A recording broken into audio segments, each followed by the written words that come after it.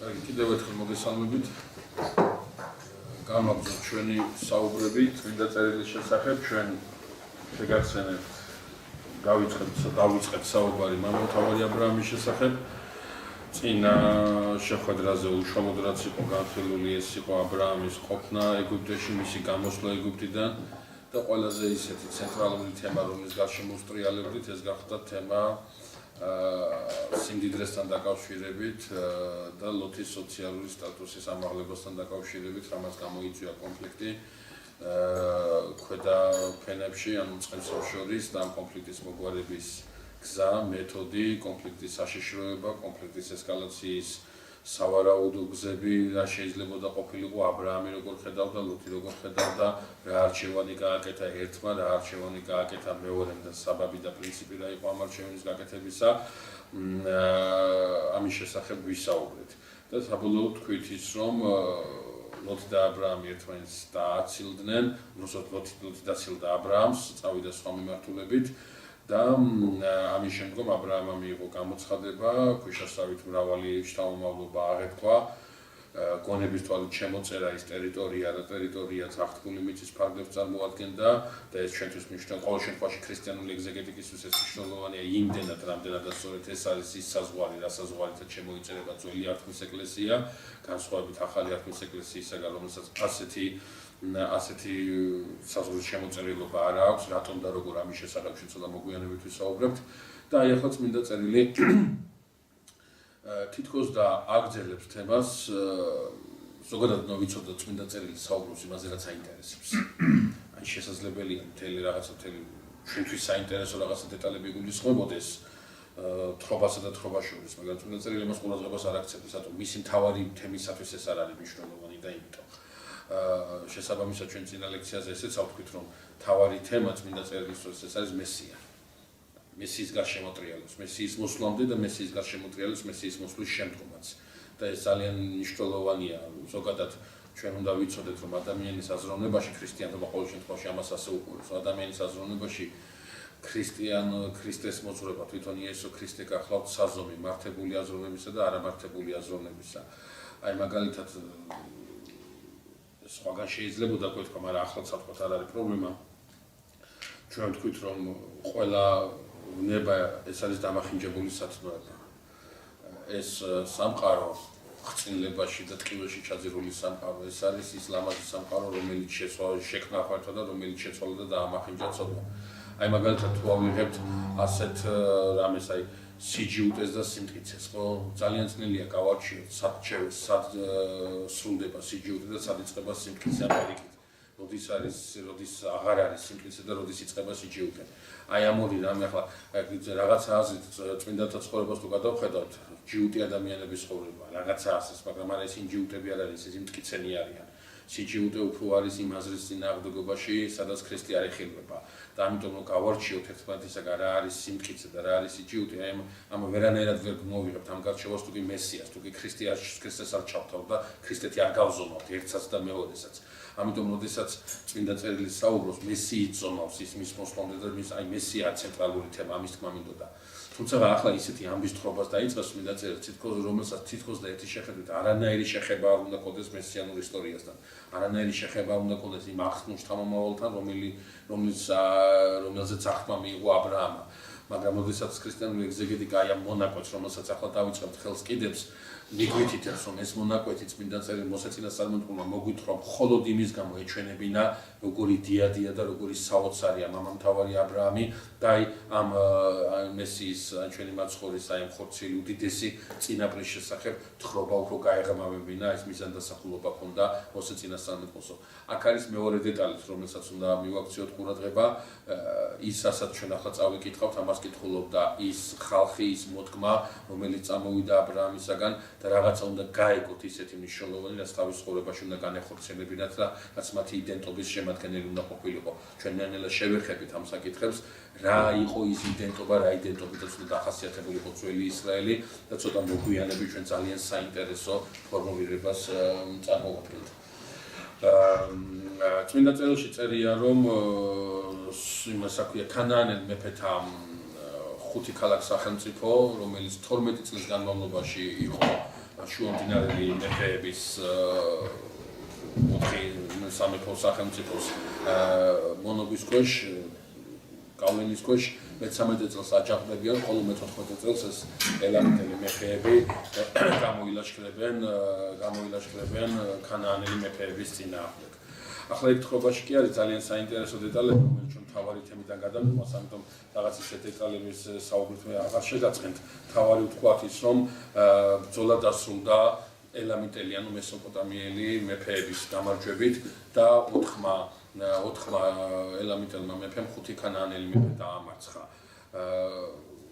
აქ ამბროსი მედიოლანელიდან იწყება სხვათა შორის და ეს მე ასკეტურ ლიტერატურაში ძალიან კარგად არის წარმოდგენილი, რომ ჩვენ ახლა სიტყვა არ გაგვექცეს ამასთან დაკავშირებით, რომ ეს ხუთი მეფე, რომელიც დამარცხდა აი ამბროსის საფუძვლებით ამას უკვე წმინდა ამბროსისთან, რომ არის ადამიანის გრძნობა, ხუთი გრძნობა, ეს ნოსვა, ხედვა, სმენა, ხო, ხუთი გრძნობის ოფისა, აქვია, ეს უნარი, ხოლო ოთხი მეფე, ეს არის ოთხი სტიქია, რომელიცაგანაც სამყაროში იქნა და ჩვენ ვიცით, რომ ადამიანიც ეს არის მიკროსამყარო, მაკროსამყაროში, აღჭურვილი ღვთისხატებით და აი ამის ურთიერთობას ამ ადამიანის ბუნებისა და მისი თვისებების ურთიერთობაზეა საუბარი და რადგან ქანაანელ მეფებზეა საუბარი და სხვათა შორის ერთ-ერთი მეფე მეფეთა რიგში სოდომის მეფე და გომორის მეფეცად დგას, ამიტომ ქრისტიანულ ეგზეგეტიკაში იმ ნაწილში ამბროს მედიოლანელი რასაც იმას რა ქვია ავითარებს, რომ ხუთი გრძნობის ის არის სიმბოლო, ეს ხუთი მეფე და ოთხი მეფე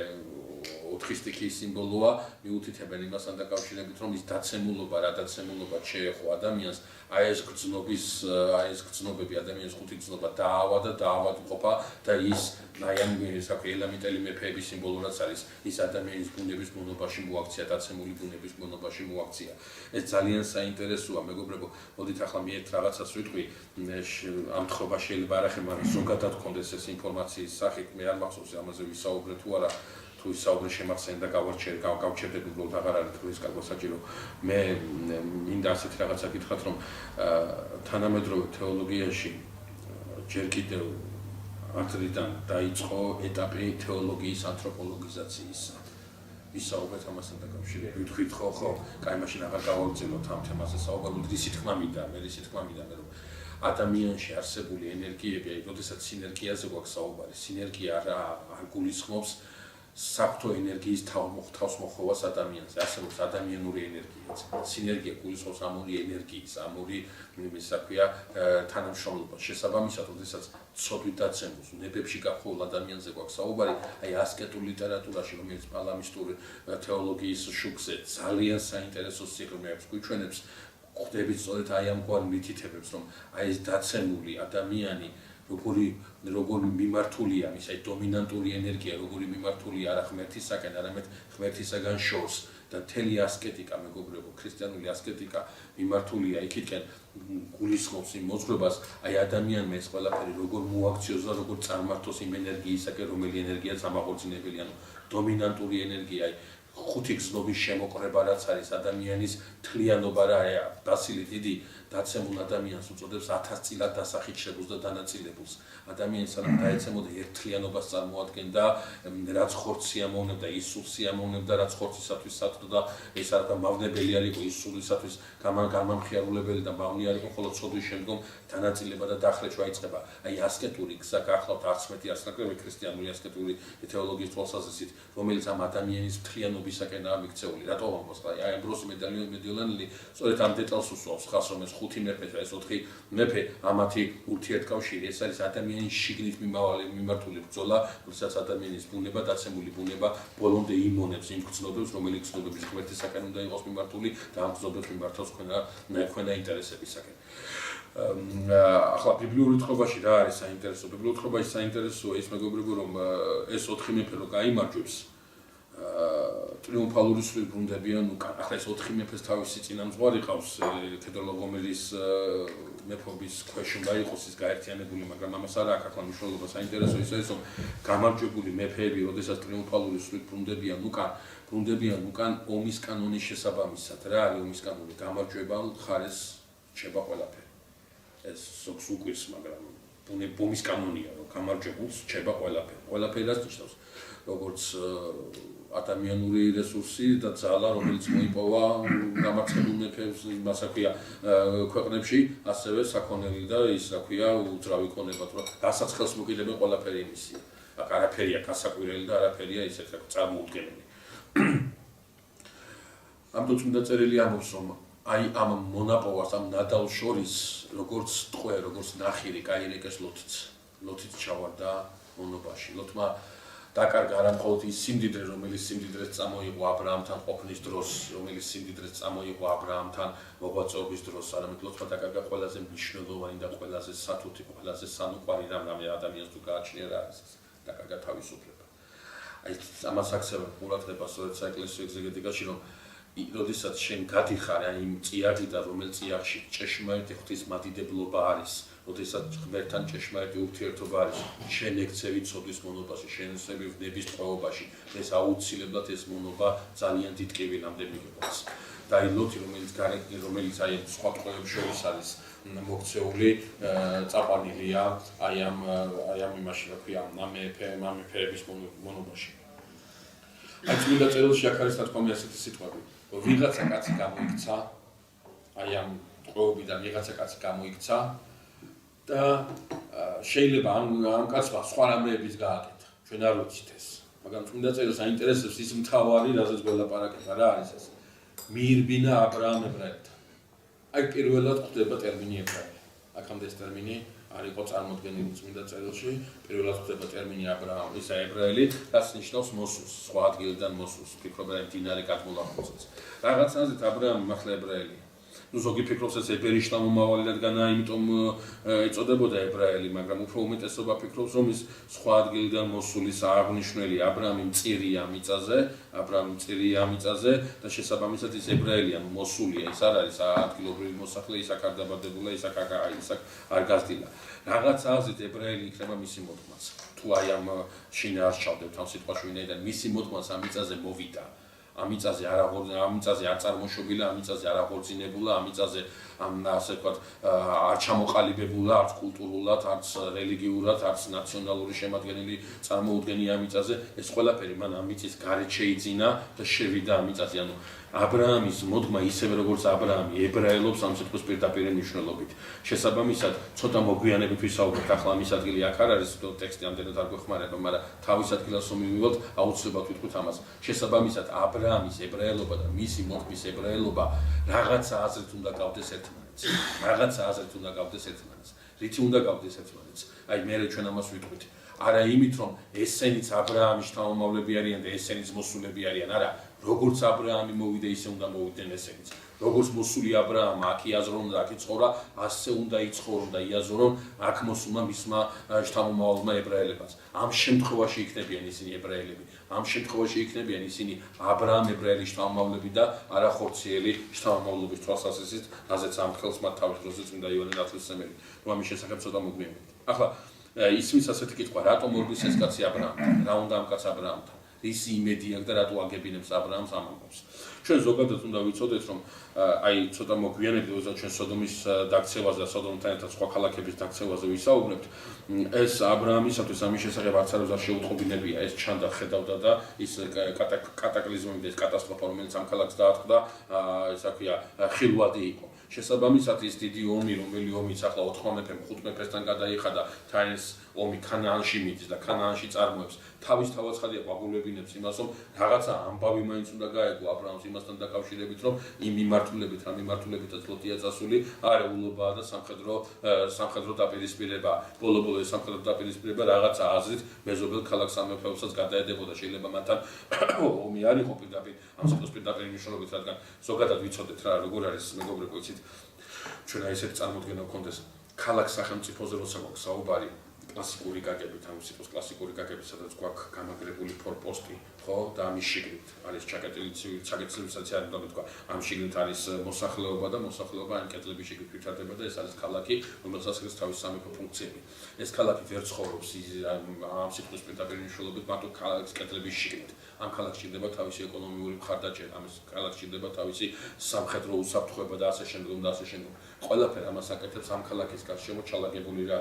სოფლები ამ ქალაქს ეს ქალაქი ცენტრალურია თუ ამ ქალაქის გარშემო სოფლებია და აი ამ სოფლები და ზოგადად სოფლებშიც იყო ამ სოფლებიდან შედის ისა რა ქვია საქონელი ამ სოფლებიდან შედის ნაკეთობები და ქალაქში არის ბაზრობა მოქცეული და აი ამ ბაზრობაზე სოფლებიდან შემოტანილი ამ პროდუქტებით ეკონომიური ის არის საქმე ეკონომიურად იმართება ეს ყველაფერი ამიტომ ეს სოფლები გარშემო სოფლები ხო ამ ქალაქის დომინანციის ქვეშ არის და ამ ქალაქს განეკუთვნებია და ამ ქალაქის ზრუნველობის ქვეშ არის აი ზოგადად ქალაქის ალყა როცა ხდებოდა ეს გულისხმობდა არა იმას რომ კედლების გარშემო შემოლაგდებოდა ჯარი არა უწინარეს ყოვლისა ალყა გულისხმობდა აი ამ სასიცოცხლოს აუცილებელ აი ამ სოფლებს ამ რეგიონებს გადაუვლიდნენ და აი ამ წყაროს ჩაუკეტავდნენ ანუ ქალაქს აი ამ ეკონომიური და ფინანსური კვების საშუალებას მოусმოდნენ ეს იყო ალყის აუცილებელი წინაპირობა ამიტომ ქალაქი ზრუნავდა სოფელზე რომ მისი არსებობას მოეღო ბოლო და კვება უყოლოდა ხოლო სოფელს ძალიან ჭირდებოდა ასეთი დამცველი როგორც გამაგრებული ქალაქი იყო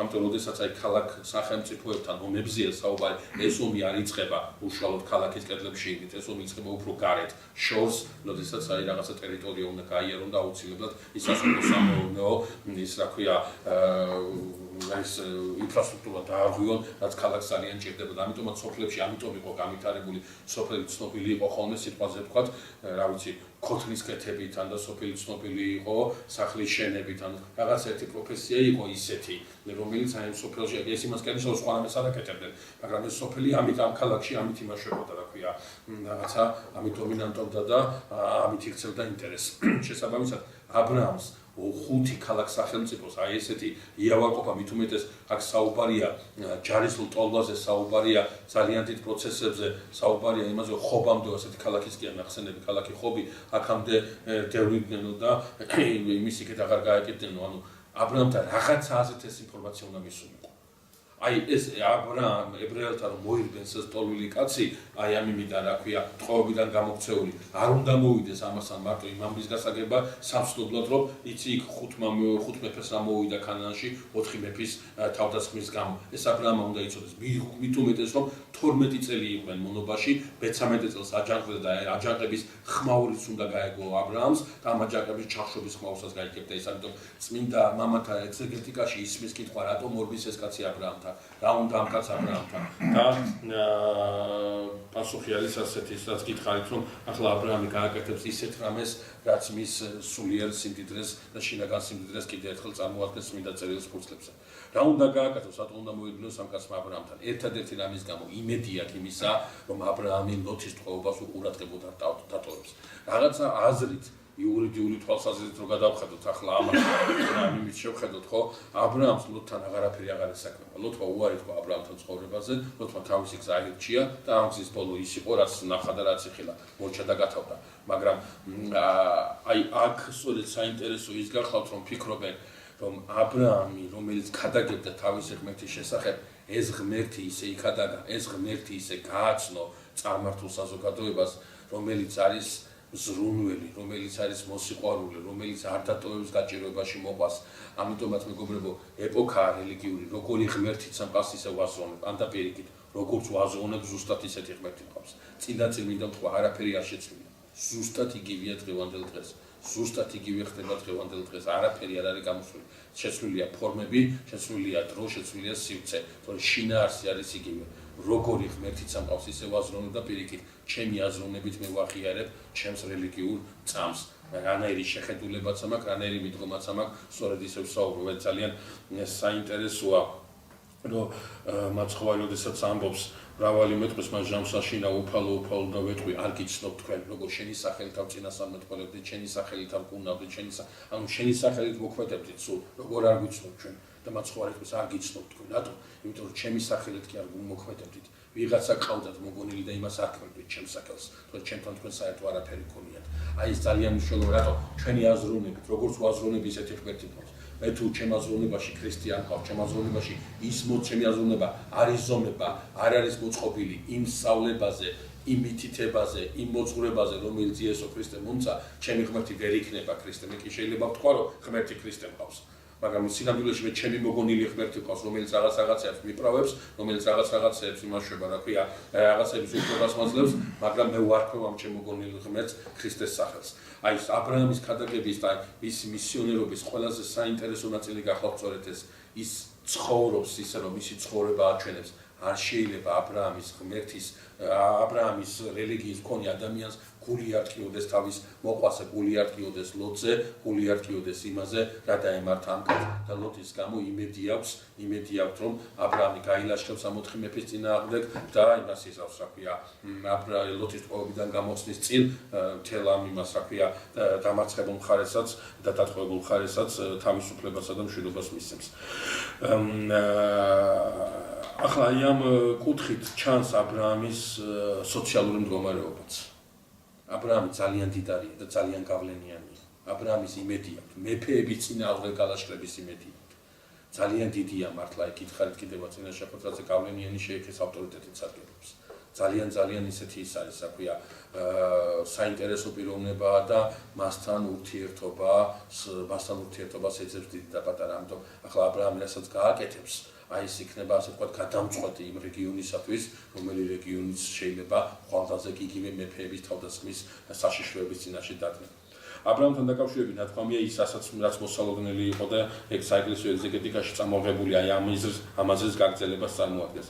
ა ブラ ამმა შეაიარაღა თავის სახლშობილთაგან 318 მსახური და გაემართა ლოთის გამოსახსნად. აი ახლა ამას უნდა მივაქციოთ ყურადღება. მეგობრებო, აქ ხაზგასმით არის ნათქვამი. წმინდა წერილში ხაზგასმით არის ნათქვამი, რომ ა ブラ ამი შეაიარაღებს არა ყველა თავის სახურს, არამედ მხოლოდ იმას, რომელიც მის სახლშია შობილი. ეს ძალიან საინტერესო მომენტია. ზოგადად წმინდა წერილი მიდრეკილია რიცხვების დამგვალებისაკენ. აი ისრაელმა 40 წელი იხეტიალა უდაბნოში. 38 უფრო იყო ვიდრე 40, მაგრამ 40-მდე ეს დამგვალება. აი მაგალითად წმინდა წერილი თარგმნა 70-მა სწავლულმა, ხო?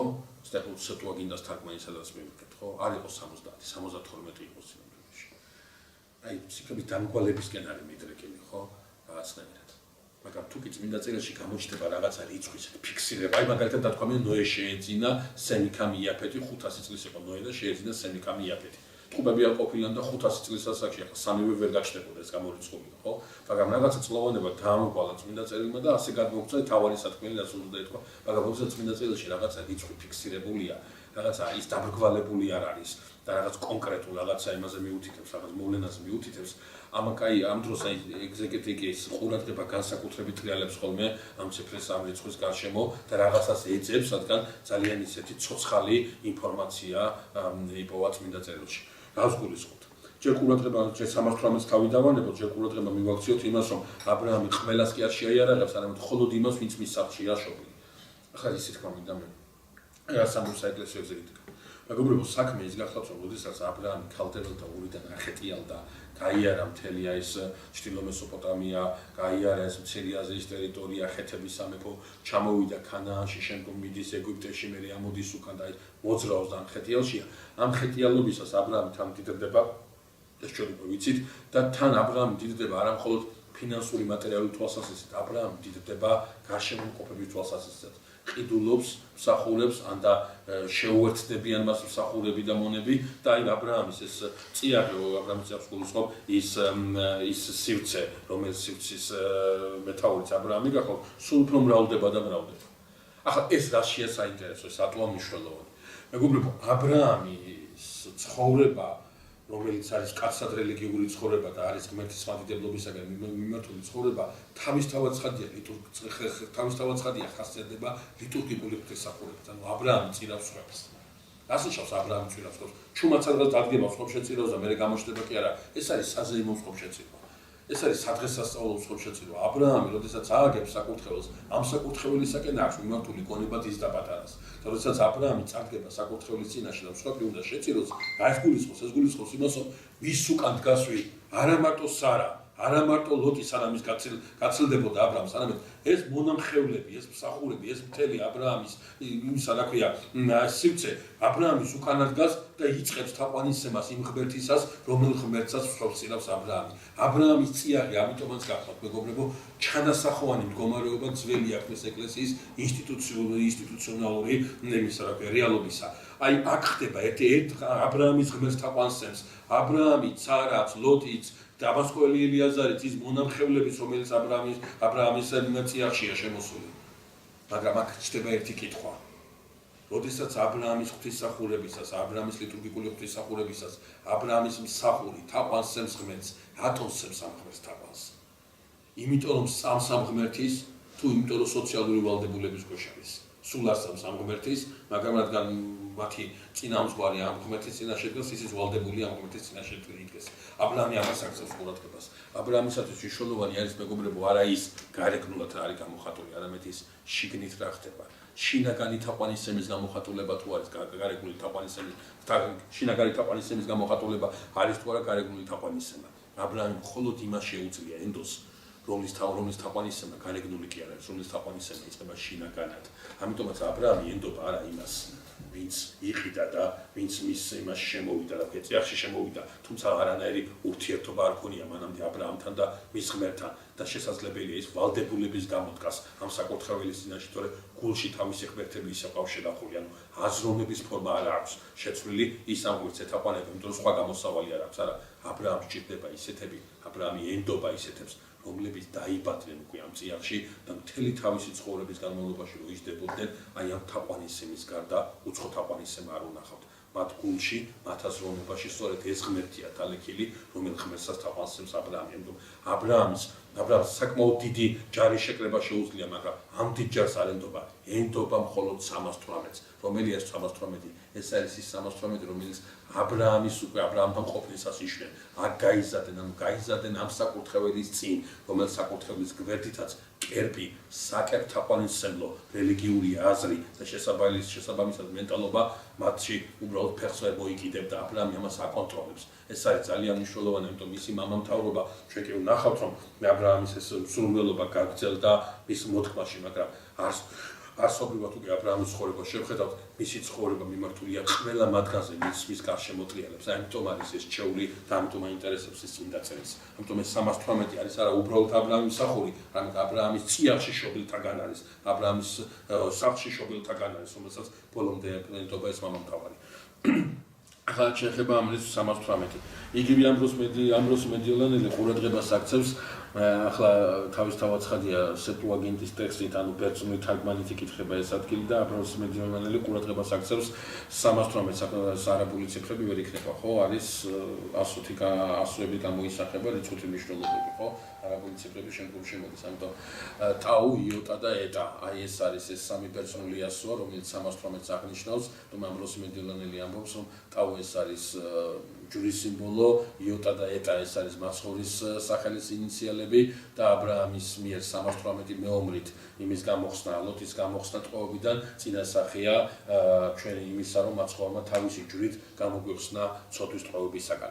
თუმცა რიცხვ 318 ეკლესიაში მოგვიანებით კიდე სხვა კუთხითაც მიექცა ყურადღება, თქვენ ყველა ხვდებით, რაზეც მინდა აქცენტი გავაკეთო, როდესაც ეკლესიაში აღინიშნება ნიკეის პირველი მსოფლიო კრების მამათა ხსენება, წუხზე საწინასწარმეტყველთა შორის ერთ-ერთი ადგილი, რომელიც იკითხება, გახლავთ სწორედ ეს, როგორ გაანთავისუფლა 318 თავისი სახლში შობილთაგან,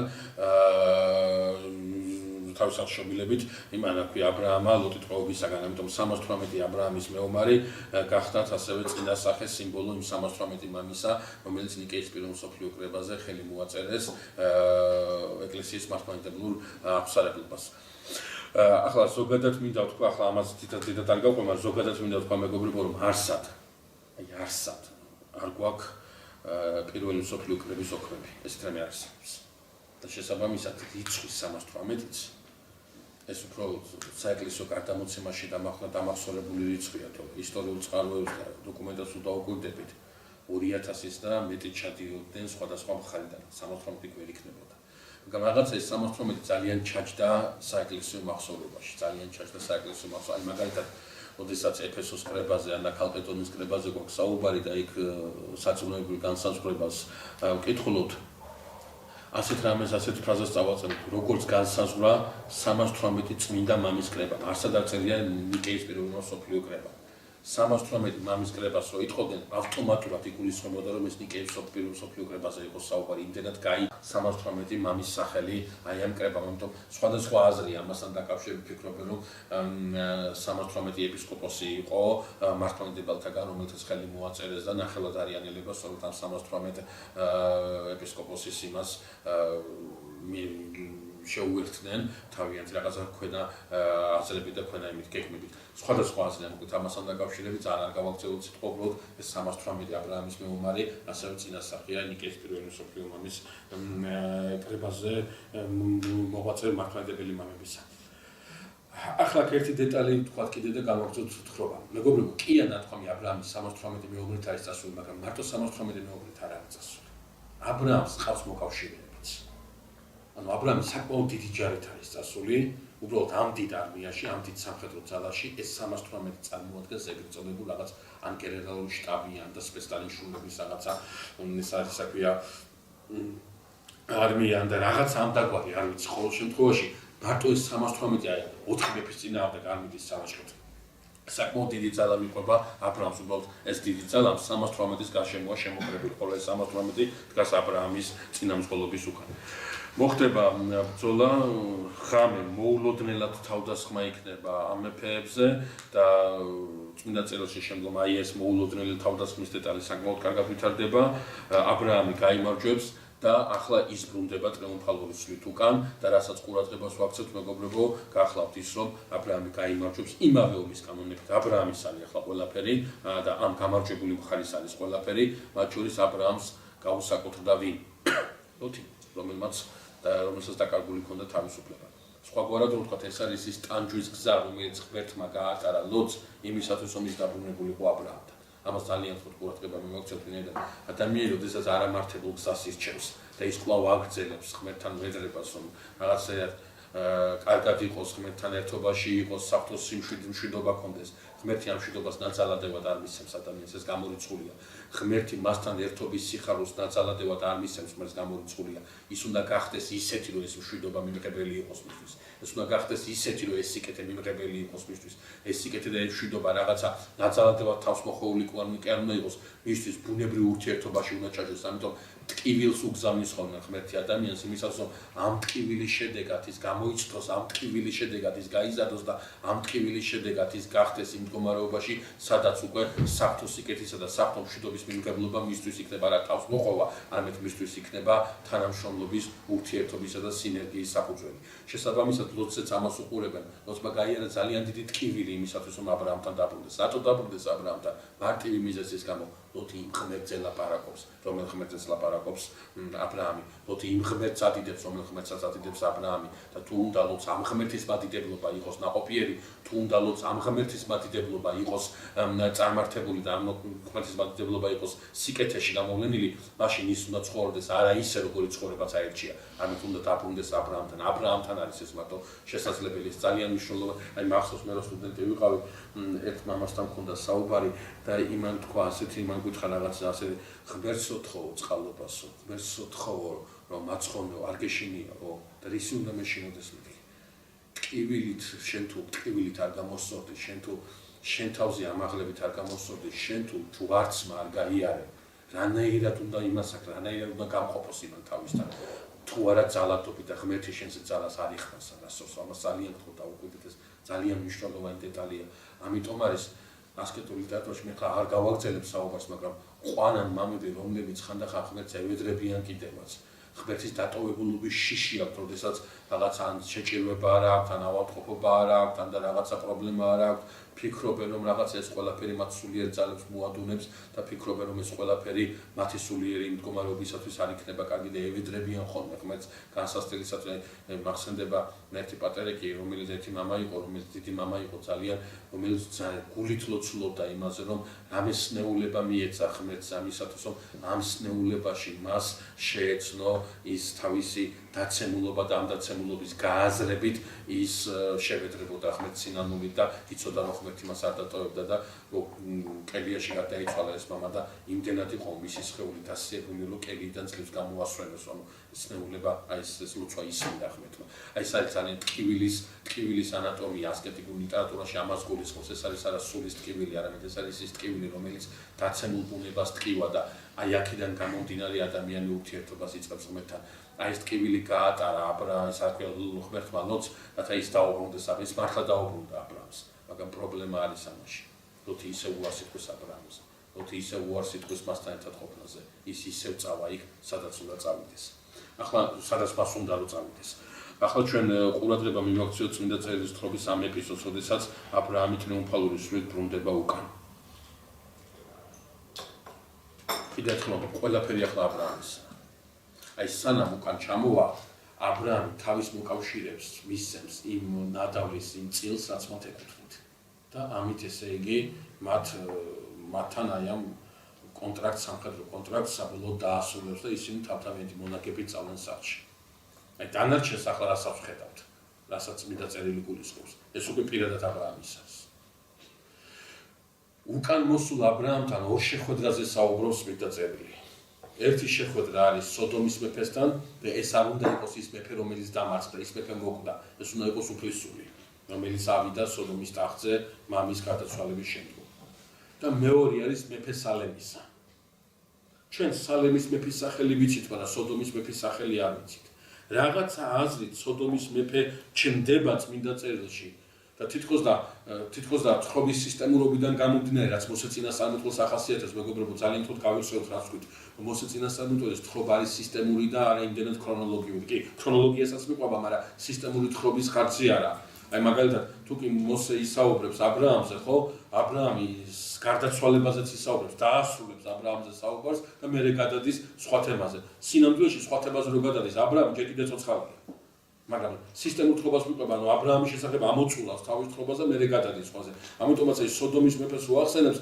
თითქოს და იმ თხრობის ამ ჟანრობრივი თავისებურებიდან გამომდინარე თითქოს დაეხლა უნდა მოგუთხოვს აი დაასრულოს წმინდა წერილის ავტორმა ამბავი მის შესახებ ამ სოდომელთა მეფესთან შეხვედრა როგორ ხდება და რა პერიპეტიები წარიმართა მაგრამ ჩაანაცვლებს რაღაცნაირად მეორე მეფით თითქოს და რაღაცა აი ამ ერთმთლიან ჟანრში რაღაცა პატარა მონაკვეთ ჩასვავს და აი ამ პატარა მონაკვეთის მიღმა სოდომელ მეფესთან ურთიერთობას დატოვებს და შემდგომ ლაპარაკობს ამაზე ანუ ეს არის მეორე მეფე გახლავთ მეფე სალემისა მელქისედეკზეა საუბარი რომელიც შეხვდება აბრაამს ღვინითა და პურით აკურთხებს აბრაამს კურთხეულ იყოს აბრაამი ღვთის სახელით და კურთხეულ იყოს ღმერთი აბრაამისა ანუ აი ამ კურთხევას წარმოთქვავს მელქისედეკი აკურთხებს აბრაამს და აბრაამი მას შესწირავს თავისი იმის რა ქვია ნადავლის მიათეთს ეს გახლავთ პირველი ხსენება წმინდა წერილში მიათედის შენაწერისა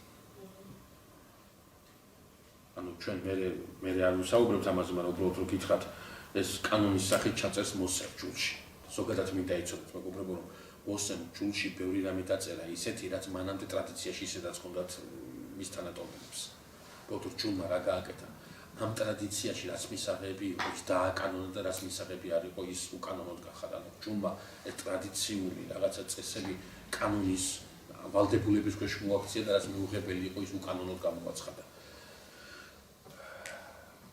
აი ახლა ჩდება კითხვა აბრაამი თუ ასეთი გავლენიანია და აბრაამი თუ ასეთი დიდია აბრაამი თუ ასეთი სახელმოხვეჭილია აბრაამს ახით უნდა მისცენ წვენი და არა აბრაამი იქით უნდა მისცენ წვენი ხო წვენს ვინც იღავს უმცირესი უპირატესი ამ საჩუქრას ამ წვენს იღებს ხო ამიტომ ეს მელქისედეკის პიროვნება ძალიან საინტერესოა უწლერეს ყოვლისა საეკლესიო ეგზეგეტიკაში მელქისედეკს ყურადღება ექცევა როგორც სიმბოლო ჩვენი მაცხოვრისას როგორც წინასახე ჩვენი მაცხოვრისას პავლე მოციქულიდან იწყება ეს უდედო უმამო გვარტო მოუხსენიებელი ანუ გვარტო მიუთხრობელი მისი გამოჩენა არის მოულოდნელი და მისი ასე ვთქვათ წარსულაც არის მოულოდნელი როგორც მაცხოვარი უდედოა ზეციურიშობით უმამოა მიწიერიშობით და ნათქვამი ასევე შეხარ გულისამდე წელს 300-ზე და მელქისედეკის არა არის მელქისედეკის წესითმღლობა რაზეც ჩვენ ახლა ვსაუბრობთ მეგობრებო საქმე ის გახლავთ რომ მელქისედეკის წესითმღლობა თავის თავში გულისხმობს რას რომ მელქისედეკი არის მეფეც და არის მღვდელიც ხო ეს რა არის ერთ პიროვნებაში მოქცეულია ორივე სახელო, ხო? პოლიტიკურის და რელიგიურის. ასევე ჩვენ თავის დროზე ვისაუბრეთ და გავიმეორებ, რომ წმინდა წერილში რამდენიმე გამონაკლისის გარდა და შეიძლება ისის გამონაკლისსაც ჩავთვალოთ, ყველა კურთხევა და ყველა წყევლა არის არა კურთხევა და წყევლა ამ სიტყვის პირდაპირ მნიშვნელობით, არამედ არის წინასწარმეტყველება. ანუ ეს კაცი თავის თავში მელქისედეკი წარმოადგენს მღვდელს, მეფეს და წინასწარმეტყველს. აი აქ ხედავთ მათ ცხოვრის სიმბოლოს, სწორედ რომელიც არის ბუნებითი მღვდელი, ან ბუნებითი მღვდელმთავარი, ბუნებითი მეფე და ბუნებითი წინასწარმეტყველი. სალემის მეფეზეა კი მელქისედეკზე საუბარი. აი ეს ბუნებითი რას ნიშნავს? რას ნიშნავს მადლისმიერი და რას ნიშნავს ბუნებითი? მადლისმიერი მაგალითად ესაია წინასწარმეტყველი არ დაბადებულა წინასწარმეტყველად. ესაია წინასწარმეტყველს წინასწარმეტყველება თავის თავში არ აქვს. ესაია იწინასწარმეტყველებს იმ შემთხვევაში, როდესაც ეს წინასწარმეტყველება მიეცემა. ანუ მისი არ არის ეს მიცემულია, რაც მიიღო იმას გათხოვს. ეს არის მადლისმიერი წინასწარმეტყველი, ხო? ანუ სიტყვაზე თქვა დავითმე ფსალმუნე, დავითმე მეფეთ არ დაბადებულა. ის გახდა მეფე, ანუ მეფობა მიეცა. მღვდელმთავარი, ხო, მღვდელმთავრად არ იბადება, ხო, მას მიეცემა ეს მღვდელმთავრობა. ეს არის მადლისმიერი მღვდელმთავრობა. მადლისმიერი მეფობა, მადლისმიერი წინასწარმეტყველება, მაგრამ ბუნებითი არის სხვა, ბუნებითი რა არის? როდესაც კი არ მოგეცემა შენშივე გაქვს მეფობა, შენშივე გაქვს მღვდელმთავრობა და შენშივე გაქვს წინასწარმეტყველების წყარო. შენ თვითონ ხარ ამის მფლობელი. აი ჩვენი მაცხოვარი სწორედ ეს გახდა ბუნებითი მეფე, ბუნებითი მღვდელმთავარი, ბუნებითი წინასწარმეტყველი, არა ის, რომელიც იღებს სხვისგან, არამედ ის, რომელსაც თავის თავში მიაკეს და თვითონ იძლევა ამას. ამიტომ მელქისედეკი აი პავლე მოციქულიდან მოყოლებული, რომ ის უდედოა, უმამოა, გვარტო მოუხსენიებელია და შესაბამისად აი ამ სახელოებსაც აი მდგომარეობასაც თავის თავში აერთიანებს, ის წინასახე გახდა ჩვენი მაცხოვრისა. ასევე პური დაგვენო ახლა ამაზე საუბარს გავაგრძელებ, რამდენად ის არის, რა ქვია, თითქმის ყველგან სახე-სიმბოლოა იმ ზიარებისა, მევქარისტიისა, რომელიც დაარსა ღმერთმა საიდუმლო სერობაზე და რომლის შესახებაც ჩვენ ცოტა მოგვიანებით გვექნება საუბარი. თუმცა თქვენ შეიძლება ნახოთ საერთო ეკლესიო ეგზეგეტიკაში აზრი მასთან დაკავშირებით, რომ იმას, რა ქვია, ეს პური დაღვინო იყო სტუმართმოყვარეობის გამოხატულება და მელქისედეკმა აბრაამის ჯარი დააპურა და დაარწყულა. თუ არის ესეთი აზრიც, მაგრამ ეს ადრეულ მამათა ეგზეგეტიკაში არის ყველგან ზიარების წინასახეთ არის პური დაღვინო წარმოდგენილი. ახლა ვინ არის ეს მელქისედეკი? როგორც გითხარით, მელქისედეკის ალეგორიული გააზრება ისეთია, როგორიც არის და რომელიც წარმოგიდგენთ, მაგრამ ეს არ ნიშნავს იმას, რომ მელქისედეკი ისტორიული პიროვნება არ არის. ეს არ ნიშნავს იმას, რომ მელქისედეკი ეს არის რაღაცა სიმბოლო, რომელიც მოსემ თავის თხრობაში ჩასვა. აბსოლუტურად გამორიცხულია. მელქისედეკი არის ისტორიული პიროვნება, ქალაქ სალემის, შემდგომ ქალაქ იერუსალიმის მეფე, ქალაქ იერუსალიმის მეფე, რომელიც ასე იგი საკმაოდ დიდი ავტორიტეტით სარგებლობდა, თვითონ ეს ქალაქის და მისი მეფეც და სწორედ აი ამ ავტორიტეტის მქონე მეფე ხდება აბრაამს ბადლიერების ნიშნად, რომ მან მთელი ამ ქალაქის სახელმწიფოების წინ დაადასტუროს აბრაამის განსაკუთრებულობა და აბრაამის დამსახურება იმ პოლიტიკური და იმ სოციალური, რა ქვია, გარემოში, სადაც ეს ქალაქის სახელმწიფოები ვითარდებოდნენ. მეგობრებო, საქმე ეს გახლავთ, რომ აი ეფრემასურიც ამბობს უკვე, რომ ეს მელქისედეკი გახლავთ არცმეტიანს ნაკლების სემი, ნოეშვილი, მამამთავარი, წინაპარი თვითონ მელქიმისა, აბრაამისა.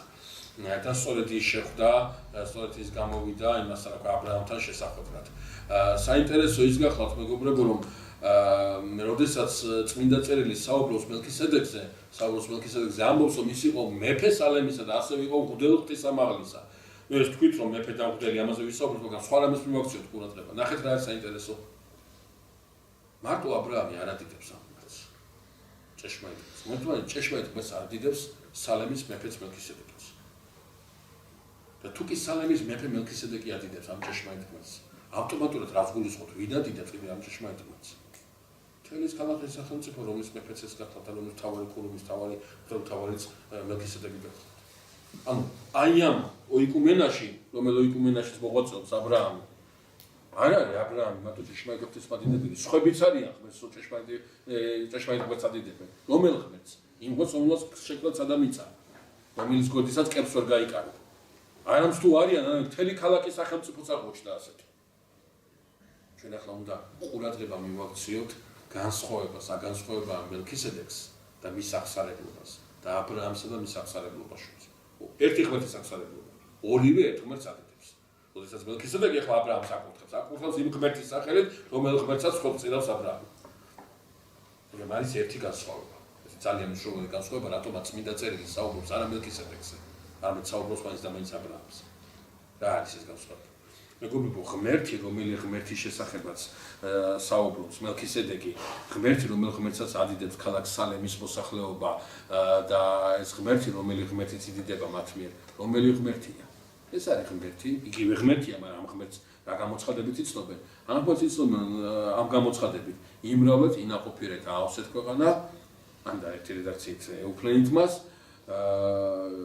ჭამეთ ის აქვია ხორცი, ცხოველის ხორცი, მწვანე ბალახი ვიჭამეთ ის, მოვიკითხავ ადამიანის სისხლს, ის აქვია ცხოველისაგანაც მოვიკითხავ მას, არ მოვავლენ წარღვნას, სანამ იქნება თესვა, ხნა, ზაფხული, ზამთარი, დღე, ღამე, ანუ წარღვნას აღარ გავემეორებ და იშნად აქვს ის ადგილი. აი ამ ღმერთს იცნობს, აი ამ ღმერთს ადიდებენ, ისინი რა ქვია, ქალაქ სალემის მაცხოვრებლები, ამ ღმერთს ადიდებს მისი მეფე მელქისედეკი.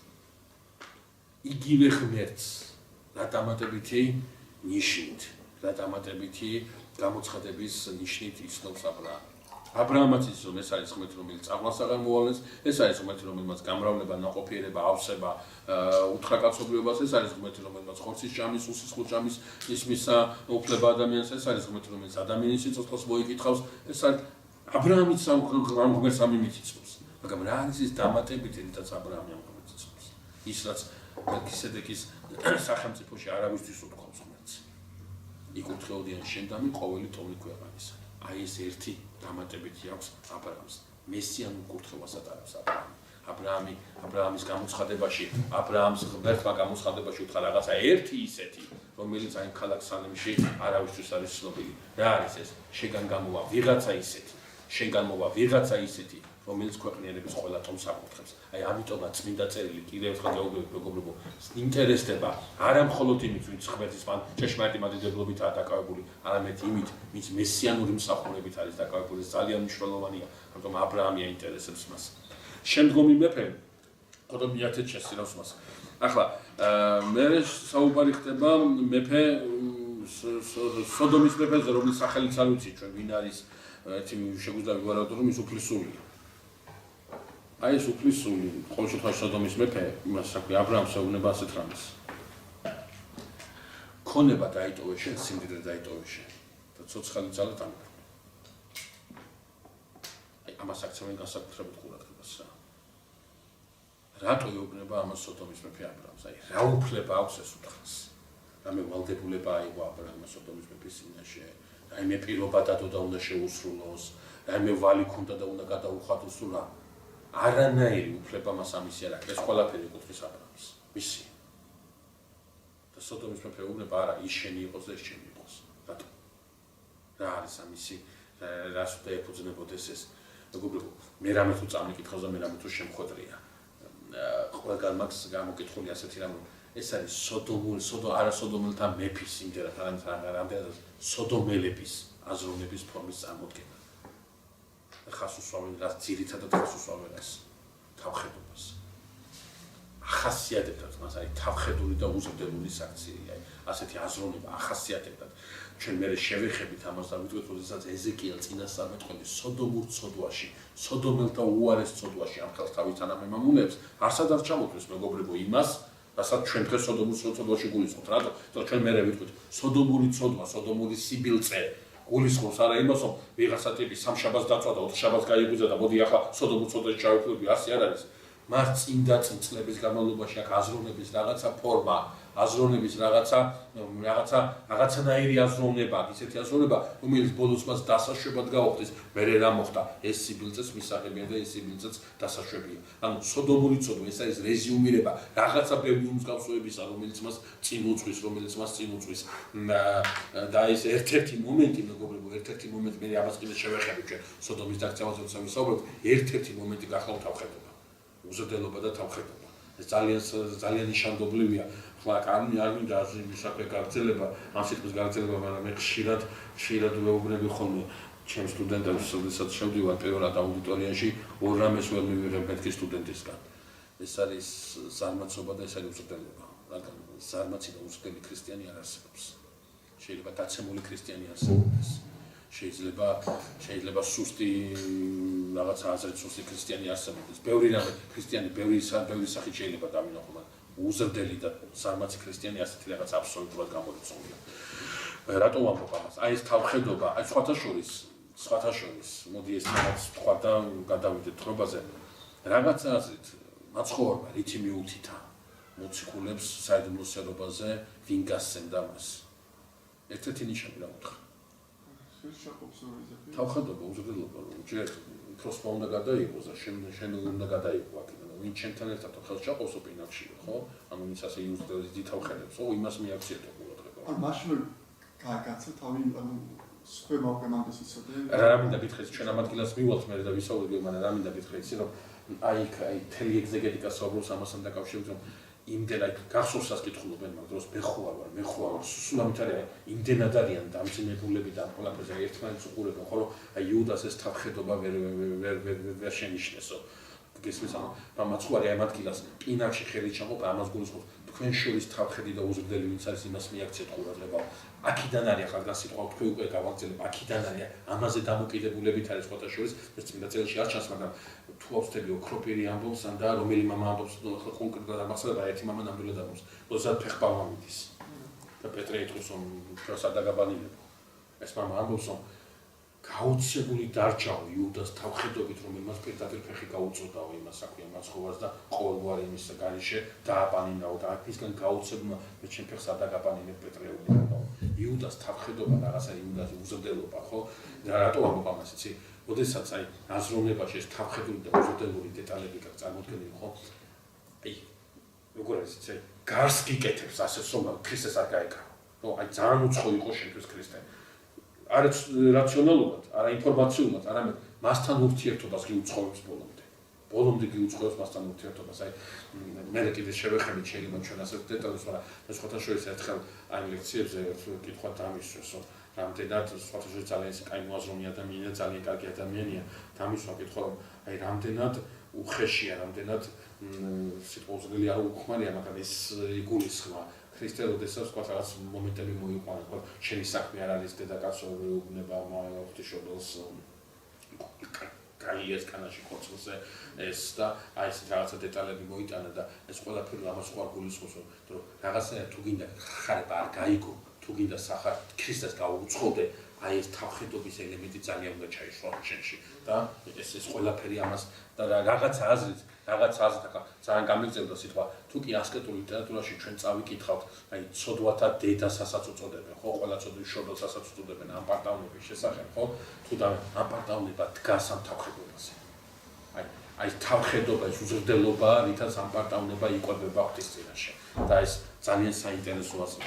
აი მოკლედ ეს სოდომელთა მეფე ხასიათდება ამით სწორედ და აბრაამს ეუბნება რომ ცოცხალ ანუ სოდომელები ანუ მისი მოქალაქეები დააბრუნოს, ხოლო ცოცხალ. ახლა აბრაამს აი მთელი ეს ისტორია მეგობრებო რატო მოიყოლა აი რეზუმირებას ახლა ვაკეთებ ძალიან იმიტომ არა რომ აბრაამს გული შეტკიოდა ლოცზე და წავიდა ეს ერთი დეტალია და საინტერესოა კი ბატონო იმიტომ არა რომ მელქისედეკი უნდა გამოჩენილიყო ესეც ერთი დეტალია და საინტერესოა იმიტომ არა რომ აბრაამი მარტო 318 წენდო და აბრაამი ენდობა იმას ვისაც ღმერთი გულში ყავს და არა იმას ვინც გარეგნულად აღასრულებს ესეც საინტერესო იყო მაგრამ ყველაზე მთავარი ახლა იწყება აი ამ ყველაფრის თხრობა რაც მინდა მამები გვეუბნებია რომ აბრაამი შინაგანი სიმდიდრე უნდა წარმოედგინა მოსე წინასწარმეტყველს და ამიტომ მოგვითხრა ეს ამბავი აი ეს იწყება სწორედ ახლა როდესაც სოდომის მეფე აბრაამს ეუბნება რომ ცოცხალი ძალა მე დამიბრუნე ანუ მოქალაქეები დამიბრუნე და ეს ის არ ქონება შენ დაიტოვე აბრაამისგან ახლა ასეთი პასუხია მოსალოდნელი როგორი პასუხია ეს ყველაფერი ჩემი ახლა სოდომის მეფე რას უსწავდა 4 მეფე ყავს დამარცხებული აბრაამს ელემენტარულად შეუძლია გაილაშქროს ეს სოდომი სადაც გადარეცხოს სანამ ღმერთი ცეცხლით რა ამოწყობს იმას საერთოდ თავისუფლებელობაში მოაქციოს სულ თავისუფლად შეუძლია ეს ამიტომ ლოგიკურად ამ პასუხს ველოდებით ნახეთ აბრაამის პასუხი რა არის ერთ-ერთი რედაქციით აბრაამა ხელი განიბრა ესე დაფიცება მოდის აქედან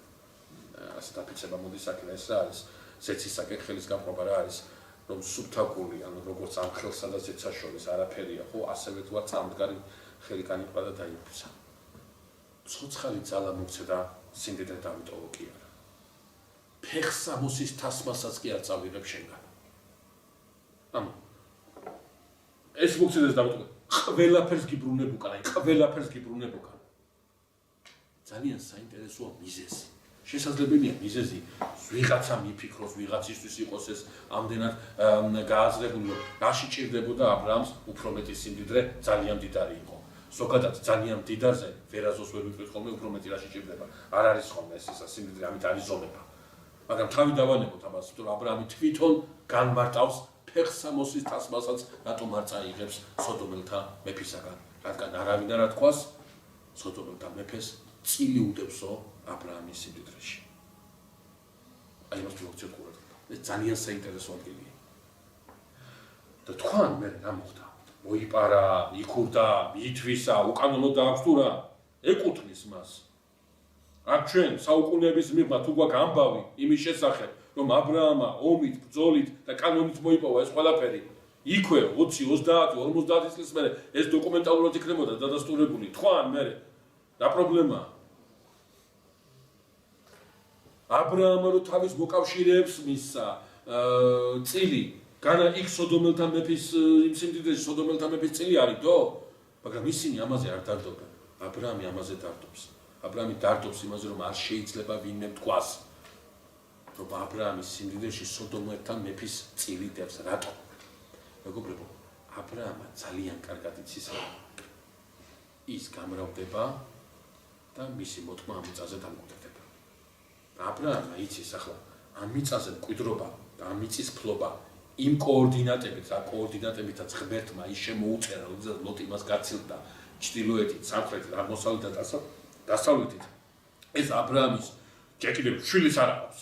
შემდგომ გენერაციაში ვერანაირად ვერ მოხდება. აქ საუბარია რაღაცა შორს მიმავალ რაღაცა გეგმაზე, რაღაცა მერე უნდა მოხდეს, როცა ძლიერ გამრავლდება აბრაამის მოთქმა. და აბრაამი თავს გრძნობს აქ საკუთარ მიწაზე, რომელიც ღმერთმა მისცა ის. ამიტომაც აბრაამის მოთქმა, რომელიც დამკვიდრდება ამ მიწაზე, არ უნდა კონდეს მასთან სათქმელი არავის, რომ არა ჩემი წინაპარი, შენი წინაპარი ამ მიწაზე ვერ დამკვიდრდებოდა. ჩემი წინაპრის სიმდიდრე, ჩემი წინაპრის იმაზე დგეხარ, რა ქვია, წყალობაზე, ჩემი წინაპრის თანამშრომლობაზე დგეხარ და ამითაა, რომ ამ მიწაზე არსებობა შეინარჩუნა შენმა წინაპარმა. სხვაგვარად რო ვთქვათ, მეგობრებო, აბრაამი ზრუნვას იწყებს იმ მოთქმაზე, რომელი მოთქმის დასახიც არ აჭარჯერ. აბრაამი ზრუნვას იწყებს იმ შთამომავლობაზე, რომელმა შთამომავლობასაც ეს მიწა უნდა დაიმკვიდროს. რას ნიშნავს ეს მიწა უნდა დაიმკვიდროს? აბრაამა ზუსტად იცის, რასაც ნიშნავს. აბრაამის მოთქმა ამ მიწაზე დამკვიდრდება ერთადერთ შემთხვევაში, თუ კი ამ მოთქმას ექნება კავშირი ვისთან. არა იმ ზრუნველობასთან, რომელიც შეიძლება სოდომელთა მეფის სიმდიდრესგან მოდიოდეს, არამედ იმ ღმერთთან, რომელიც ღმერთიც გაამრავლებს და დაამკვიდრებს ამ მიწაზე. ამიტომ აბრაამი ჯერ კიდევ მაშინ რო არ აყავს მოთქმა, ჯერ კიდევ მაშინ ჩანასახიც კი რო არ არსებობს ამ მოთქმისა, ზრუნვას იწყებს ამ მოთქმაზე ამ ნიშნით. მისი მოთქმა არავის წინაშე არ უნდა იყოს ვალდებული. მისი მოთქმის მის მოთქვაში ერთადერთი ვალდებულება უნდა იყოს გაცხადებული, ვინაც ის ერთადერთი. მხოლოდ ღმერთის წინაშე ვალდებულება უნდა კონდეს, მიწიერთა წინაშე ვალდებულება უნდა კონდეს. არავის წინაშე არ უნდა კონდეთ რაღაცა ვალი, რომლის გადახდაც მათ აზროვნებაში რაღაცა კვალს დატოვებს. ამიტომაც აბრაამის სოდომელთა მეფეს ეუბნება, შენი სიმდიდრიდან არაფერი არ მიდა, შენი მოთქმასთან არანაირი კავშირი არ მიდა. შენმა მოთქმამ, ჩემ მოთქმას არაფერზე არ უნდა მიუთითოს, რომ რაღაცა აი ამ წყალობაზე და ამ კუთვნილებაზე ვდგავართ. ერთადერთი რაზეც უნდა იდგეს ის მოთქმა, რომელიც აბრაამისგან წამოვა, ეს არის საფრთხო ვალდებულების წინაშე დგომა. ჩვენ ცოტა მოგვიანებით ვნახავთ. ისრაელის ისტორია არის არც მეტი არც ნაკლები ისაც გითხარით. როგორც კი აბრაამისგან წამოსული მოთქმა, რომელიც ამ მიწაზე დასახლდება და ამ მიწაზე სახელმწიფო შექმნის თავისი არსებობის, ამ მიწაზე თავისი არსებობის შენარჩუნების პრინციპად აიღებს პრინციპს, ვინ დაეხმარება მას, აიღებს პრინციპს, ვისთან უფრო კარგი ის ექნება, რა ქვია, დახმარების იმედი ექნება, როგორც წესი. ეს დახმარება მოდის, ლოკალურ პრობლემას აგვარებს, გლობალურ პრობლემას ქმნის და ისრაელი კიდევ უფრო უკან მიდის. მაგრამ როგორც კი ისრაელი გადაწყვეტს, რომ ვინ დაეხმარება მას კი არა, რა არის ის ურთიერთობა, რა ურთიერთობა მათ შეიძლება ეს ხალხი ამ მიწაზე დატოვოს და ღმერთი ამ მიწაზე ამყოფოს, ლოკალური პრობლემა ძლიერდება, მაგრამ გლობალური პრობლემა აღარ რჩება და ისრაელი გაცლიერების გზაზე დგება. ეს არის აბრაამის რწმენა, მეგობრებო, რწმენა, რომლის მემკვიდრეც უნდა გახდეს ის მოთქმა. ამ რწმენის მემკვიდრეა აბრაამის შთამომავალი და არა აბრაამის ხორციელი შთამომავალი აბრაამის შთამომავალი. მის მენტალურ მემკვიდრეებზე გააკეთეს მინაწერილი აქცენტს და არა მის ხორციელ მემკვიდრეებზე გააკეთეს მინაწერილი აქცენტს, როგორც ამას სახარებაში ეუბნება ნათლისმცემელი, მას ამომავალ უიქადით იმით, რომ ძენი ხართ აბრაამისანი, რამეთუ ძალუც ღმერთსა, ქვათაგან ამათგან აღდინება ძეთა აბრაამისათა. აი ეს მთელი ამბავი, ღვთის ტყვეობის ამბავი, წარმოქმნილი იყო სწორედ ამიტომ, მეგობრებო, რომ აბრაამი რჩება იმ გზაზე, იმ ერთგულების გზაზე, რაც ღმერთთან ჰქონდა და წმინდა წერილი გამოკვეთს, რა არის ეს ერთგულება. მინდობა მხოლოდ ღმერთზე. მინდობა ერთობაზე და იმ აზროვნებაზე, რომელსაც გთავაზობს ღმერთი და თვალის არ გაქცევა იმ მიმართულებით და ამ მიმართულებითაც თვალი გაეკრძა ლოტს და რის გამოც ის დაეკარგა იმ გზას, რა გზაზეც დადიოდა აბრაამი.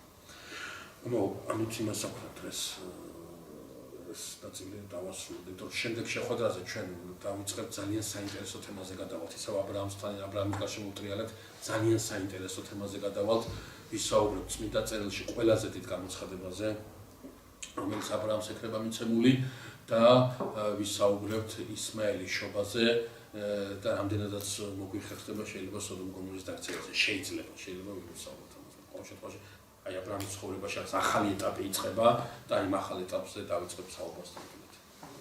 კი. ეს გასება გასაგებია აბრაამის თომსა და სალემის თომს შორის ორი ღმერთი. კი. და ის გასაგებია რომ პრინციპული განსხვავება იყო მათ შორის და ანუ კითხვა მდგომარეობს შემდეგში. შეიძლება თუ არა დავარქვათ პრობლემა იმას, რომ ეს სალემის ეს მოსახლეობა არ იყო გამორჩეული ღვთისგან. ანუ რატო იყო მაგალითად ეს გამორჩეული და რატო არ იყო სალემის მოსახლეობა? იპასუხო, მაგაზე ვერ გიპასუხებ, ერთადერთი რაც შემიძლია გიპასუხო არის ის, რომ ვერავინ გიპასუხა თქვენთან რატო გააკეთა ეს, რატო არ გააკეთა. შედეგების მიხედვით შეიძლება ანალიზი გააკეთოს, მაგრამ რატომ გადაწყვიტა, ხო? ამ გადაწყვეტილებას ვერავინ ვერ გიპასუხოთ ეს საფრთხო ყოველდღიური გონიერების წიაღში ეს საიდუმლო დაფარული. აქ უბრალოდ ამ მომენტთან დაკავშირებით შეგვიძლია ის ვთქვათ, რომ ღმერთი წინ ხედავს, რომ სალემში არავინ არ არის ისეთ როგორც აბრაამი იცხოვრობს, ალბათ. აქედან გამომდინარე შემიძლია მე რადგან ვიცი აბრაამის ცხოვრება და რადგან ვიცი შედეგი და მისგან მოვიდა მესია და მოგვეცახსნა, აქედან გამომდინარე ვპასუხობ, თორემ თავიდან თავის ყოვლისმცოდნეობით აკეთებს ღმერთი ამას. დიაბაზე ვერ გიპასუხებოდა ნაირად. თან ყურადღება მიაქცია, ესენი ადგილობრივი მოსახლეობა აქ ცხოვრობენ, აბრაამი მოდის, საიდანღაც აქვს გამოყვანა. ერთი საინტერესო კი არის, იცი, საინტერესო რა არის, იცი, ჩვენ მე მივაქცევთ ამას ყურადღებას, რომ აი მაგალითად გველს, რომელიც ელოდება თავის გამჭირჭავას ვიცით ხო, რომ მესიას ელოდება არა მარტო ადამიანი, გველიც ხო? აი გველი ჩასაფრებულია მელქისედეკსა და მელქისედეკის დაირებზე. გესმის და უცებ ღმერთი მონახავს ვიღაცას სხვას. სრულიად მოულოდნელს. და ეს გველი ახლა ყურადღებას გადაეტანს იქით. ხო აბრაამი აინტერესებს, ხო? ჩვენ მე ვნახავთ აი მამამთავრების ისტორია რაღაცაზე და არა მარტო მამამთავრების, მაგრამ განსაკუთრებით იგრძნობა ეს მამამთავრებში. მამამთავრების ისტორია რა არის, იცი სულ ჩვენ ამას აღვნიშნავთ. გველს ერთი გონია და სინამდვილეში მეორე ხდება. ერთი გონია და მეორე ხდება. აი სულ თხულდება ამ არჩევანში, გესმის და საბოლოოდ რაღაცა გენერალური შებრძოლება, რაღაცა გენერალური მომზაკვარება ამ საკვრისა. ბასილი დიდი ამაზე მიუთითებს, მოხდება გეცემანის ბაღში დაიწყება და დაიწყება რაღაც აზრის ბეთლემში თავის დავაწყალება, ამის გამოხატულება გეცემანის ბაღში დაიწყება და გოლგოთაზე რეალიზდება. ანუ აი რაღაც აზრით თუ წაიკითხო, მათე მახარებელში ჩამოთვლილი ეს გენეალოგია, მაცხოვრის გენეალოგიური ნუსხა, ხო, ეს არის ის ლაბირინთად საფრთხო განგებულება მიარა. ჩუმად აი მათი ბიოგრაფიები რო წავიკითხოთ, ხო, რაღაცნაირად. აი ნახავთ რომ თქვა აი ეს მესიამ თავის წინაპრად როგორ შეიძლებოდა ეს მიიღო, ხო, როგორ შეიძლებოდა ასეთი ეს მიიღო. ყველაფერი თითქოს აი თავის მოდგმაში წიტვირთა ყველაფერი, ხორციელ წინაპრებში წიტვირთა. აი ამიტომ ამ კუთხით თუ შეხედავთ, თორე წინ და წინ რამისი ქონდა, ხო, ამას ვერავინ გიპასუხებს ალბათ. დიახ.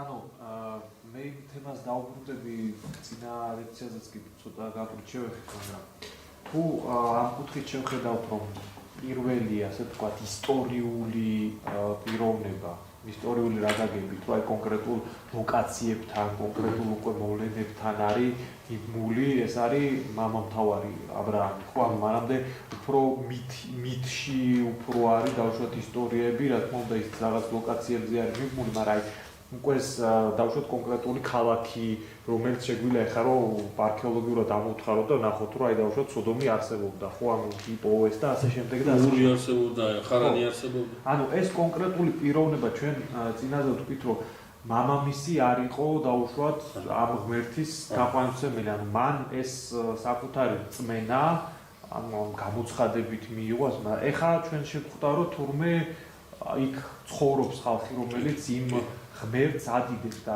მე იმასთან მინდა დაბრუნება რომ ამ ადამიანმა ეს ცოდნა ღმერთზე, ცოდნა დავუშვათ ის საინტერესო არის შეიძლება ცოტა უცნაურ ვკითხო, მაგრამ დავუშვათ ამ მამამთავარმა ადამის შესახებ იცოდა ის ისტორია აბრაამმა? კი, თავისთავად. აი ეს გადმოცემა რაც ჩვენ მანამდე ვიცით ბაბილონის გოდოზე ამ სახით იცოდა თუ დავუშვათ ეს სხვაგან შეინახა ანუ ის ცოდნა ღმერთის შესახებ მოკლედ აი ბევრი რო არ გამომივიდეს თქვა აბრაამის წარმოდგენები ღმერთზე ეს მისი პირადი ძიების შედეგია თუ ისეთმა ხალხმა როგორც არის დავუშვათ ახლა შეგვხვდა მელქისედეკი ამ ხალხისგან ისწავლა ანუ ეს არის ტრადიციის გადაცემის შედეგი თუ ეს არის მისი პირადი ძიების ვერ ვიტყვით ცალსახად ერთს ვერ ვიტყვით მაგრამ დომინანტურია და ყურადღება მისაქცევია ის რომ აი ეს რაც მიიღო ამ მიმღებლობაში აბრაამა ძიება დაიწყო და ამ ძიებლობა შეეხმიანა უფალისწორად ანუ ახლა მოგახსოვდა რისი თქმა მინდა მეცით ის თქმა მინდა მეცით აი იმ დროს ქონდა საუბარი ცოტა არის ესეთი პოლემიკური საუბარი იყო რომ აი სასწაული აჩესწყო რწმენას შეიძლება ჩვენ ნახოთ რაღაცა მომენტები სადაც სასწაული რწმენას აჩესს და რწმენას ერაჩეს გაჩენილ რწმენას აღვნიშნებს ეს სასწაული რომელიც ასეთი სასწაული რწმენა რომელიც სასწაულზე ორიენტირებული რწმენა ვერასდროს ვერ იქნება რწმენა რაღაცა უფრო მეტია ვიდრე სასწაული ეს ვიცით თქმა მინდა ანუ ის რას ვამბობ შეიძლება ხედავდე მე ვიღაცა წარმატებას შეიძლება ხედავდე საულს და საულში იმალებოდეს პავლე ღმერთი ამ პავლეს ხედავს მაგრამ მე პავლეს ვერ ხედავ მე საულს ხედავ აი როდესაც დავით მეფის გამორჩევა იქნება ღმერთის სამოელს ეთქვის ნუ უყურებ კაცს გარეგნულად მაგრამ კაცი კაცს ხედავს ხოლო ღმერთი ხედავს რას კაცის გულს ხედავს ამ გულით საქმოს გამოგირჩევნე დავითი არანაირი პარამეტრებს არ ახასიათებს რომ ის მეფე გახდეს მაგრამ მას აქვს რაღაცა ისეთი რომელსაც ხედავს ღმერთი რატომაც დავითი მეფე უნდა გახდეს საულე ვინ იყო საულე იყო უდიდესი აი ბოლომდიანთებული ღმერთისათვის მაგრამ არაფერი საერთო მას არ ჰქონდა ქრისტესთან ხო არაფერი საერთო არ ჰქონდა იმ გამოხსნელობასთან რა გამოხსნელობითაც მოციქულები გადაგებდნენ და ეშინოდათ კიდევაც ეს არ არის უკაცოს შიშის ზასცემდა საულე მაგრამ საულეში პავლეს ვერ ხედავდა ვერავინ ერთადერთის გარდა ვინ იყო ერთადერთი საულ რა ვდებნი მე სუსტად ისე შეეხმიან ანუ რაღაც არის ადამიანის შიგნით ისეთ რომელსაც შეიძლება ჩვენ ვერ ვხედავთ მაგრამ ღმერთი ხედავს და მას მისცემს მას აახეტიალებს მას დაავალებს შეიძლება გარეგნულად ჩვენ ეს გვიკვირდეს გარეგნულად ეს როგორ შეიძლება ღვთისმიერი იყოს ამა როგორ შეიძლება საფრთხო გზაზე რაღაც წარმატებას მიაღწიოს მაგრამ ღმერთი ხედავს იმის შიგნით და რაღაც არ უაღშიგით ისეთი რასაც მე ვხედავ სწორედ იმიტომ შეიძლება ეს გააკეთოს ესმით ანუ აბრაამთან დაკავშირებით ხო იმას რაზეც ჩვენ საუბრობთ ხო ეს ყველაფერი დამახინჯებული სახით ზოგჯერ შეცვლილი ნარატივის სახით ზოგჯერ მძიმე დამახინჯებული სახით ხალხებში არის თავისთავადსადია წასული მათ შორის იმ მოდგმაში რომელიც მოდგმასაც აბრაამი ეკუთვნოდა ამ მოდგმაშიც რომელი მოდგმასაც თქვა მელქისედეკი ეკუთვნის და რომელი ქალაქის მეფეც მელქისედეკია ხო თავისთავადსადია არის ერთი ჭეშმარიტი ღმერთის მადიდებლობა მაგრამ ვერავინ ვერ მოინახა ისეთი სავარაუდო და გიომ რაც მითხრა ხო რომელსაც ღმერთი ეტყვის მოკიდე ხელი შენ შვილს და შემომწირე მე და მას გააკეთე აბრაამმა ანუ ღმერთი ამას აბრაამში ხედავს მანამ სანამ აბრაამი გააკეთებს ანუ შეგვიძლია ვთქვათ რომ მონოთეიზმი არ არის აბრაამის ნოუ-ჰაუ ეს დღეს ვერ იქნება ეს ერთი ღმერთის თაყვანისმცემა მელქისედეკის იმასაც აქვს მაგრამ მონოთეიზმზე როცა საუბრობთ მათ კიდე დეტალი გვაქვს სათქმელი მონოთეიზმი ერთი ღმერთის მადიდებლობა როგორც ასეთი მაინც ამაზე ნუ დავეკავთ ვინაიდან მონოთეიზმთან უნდა ვისაუბროთ ასევე არა მარტო ერთ ღმერთზე არამედ უნდა ვისაუბროთ როგორ გითხრა ღვთაებრივ ტრადიციებზე იმიტომ რომ შეიძლება რაღაცა აზრით ხომ თავარი ღვთაება ვნახოთ ნებისმიერ წარმართულ პანთეონში. ამიტომ რაღაცა აი მაგალითად იმას აქვია ეგვიპტეში რელიგიური რეფორმა ჩატარდა სადაც ზე გამოცხადდა ხო ღმერთად და მონოთეისტური ელემენტები შეიძლება ხელი სამყაროში არა არის მაგრამ ასე ვთქვათ ამ ღმერთების იერარქიაზე ხო ზევსი დგას იქ იუპიტერი დგას ის სამყაროს ნაწილია ნაწილია თავისთავად იმიტომ გითხარით ამ ღვთაები ამ მონოთეისტურ ტრადიციაში გულისხმობ მონოთეიზმი ამითაც უნდა განიმარტოს მეთქი რომ რაღაცა აზრით ხო ერთ განსაკუთრებული ღმერთის იდეას ყველა წარმართულ რელიგიაში ვნახავთ როცა კი ის ნაწილია ჩართულია ხანდახან აჭავრებენ კიდევაც იმას და მთელი ის მახინაციები ჭირდება რომ პატარა ღმერთებს მიხედოს თავისთავად ცხადია მაგრამ თქვათ აი ხურ ის არ არის ყოველი არა როცა დაუშვათ ათეისტები ჩვენ მხარეს აკრიტიკებენ ისინი ხო ასეთ არგუმენტსაც იშველებენ რომ ეხა თქვენ რომ შეხედოთ ქრისტიანული იერარქიას იქ ეხა დაუშვათ ანგელოზები არიან წმინდანები არიან და ეხა ნებისმიერ სხვა დაუშვათ ბერძენს კეთაღალისებელს რო კითხო ეხა იმისთვისაც ესენი აი ეს ქვედა დონის ღმერთებად იქნება რავი დაფრინავს ცეცხლოვანი მახვილი აქ რაღაც სასწაულებს აკეთებს თქვენ ეგ იტყო და დაუშვათ რომ კი ეგ უმაღლესი ღვთაება დაუშვათ არის ბაბაღმერთი და ეს ქვედები ისეთივე ღვთაებები არიან როგორც მე მყავს დაუშვათ ჰერმესი ხო ესეთი უმაღლესი ის ანუ სკოლის შეძრება უნდა ანუ სუფთა აზრობრივი დიფერენციაცია როგორც ეს გაგრძელება იმისა რაღაცა აზრით ხო წმინდა გიორგი ღმერთია ხო წმინდა ბარბარა ღმერთია როგორი ღმერთია მადლისმიერი ღმერთია ანუ ძეღვთისა მაგრამ გახტობილია ხო ეს არის დამახინჯებული ხედვა იმისა რაც ადამს ხონდა სამოთხეში ანგელოზებისა შემდგომ ამაზე გაღმერთება მოხდა ეგვიპტურ რელიგიაში ხო ღმერთები ეგვიპტელი ღმერთების სახელები რო წავიკითხოთ ხო აი ორიენტოლოგების ძალიან დიდი ნაწილი არ მოსფიქრობს რომ ყველა ღმერთს ბიბლიური მომავთაურის სახელი აქვს ეკუთვნებული და ის არის შემდგომ პედეშირებული ის არის შემდგომ გაღმერთებული და იმის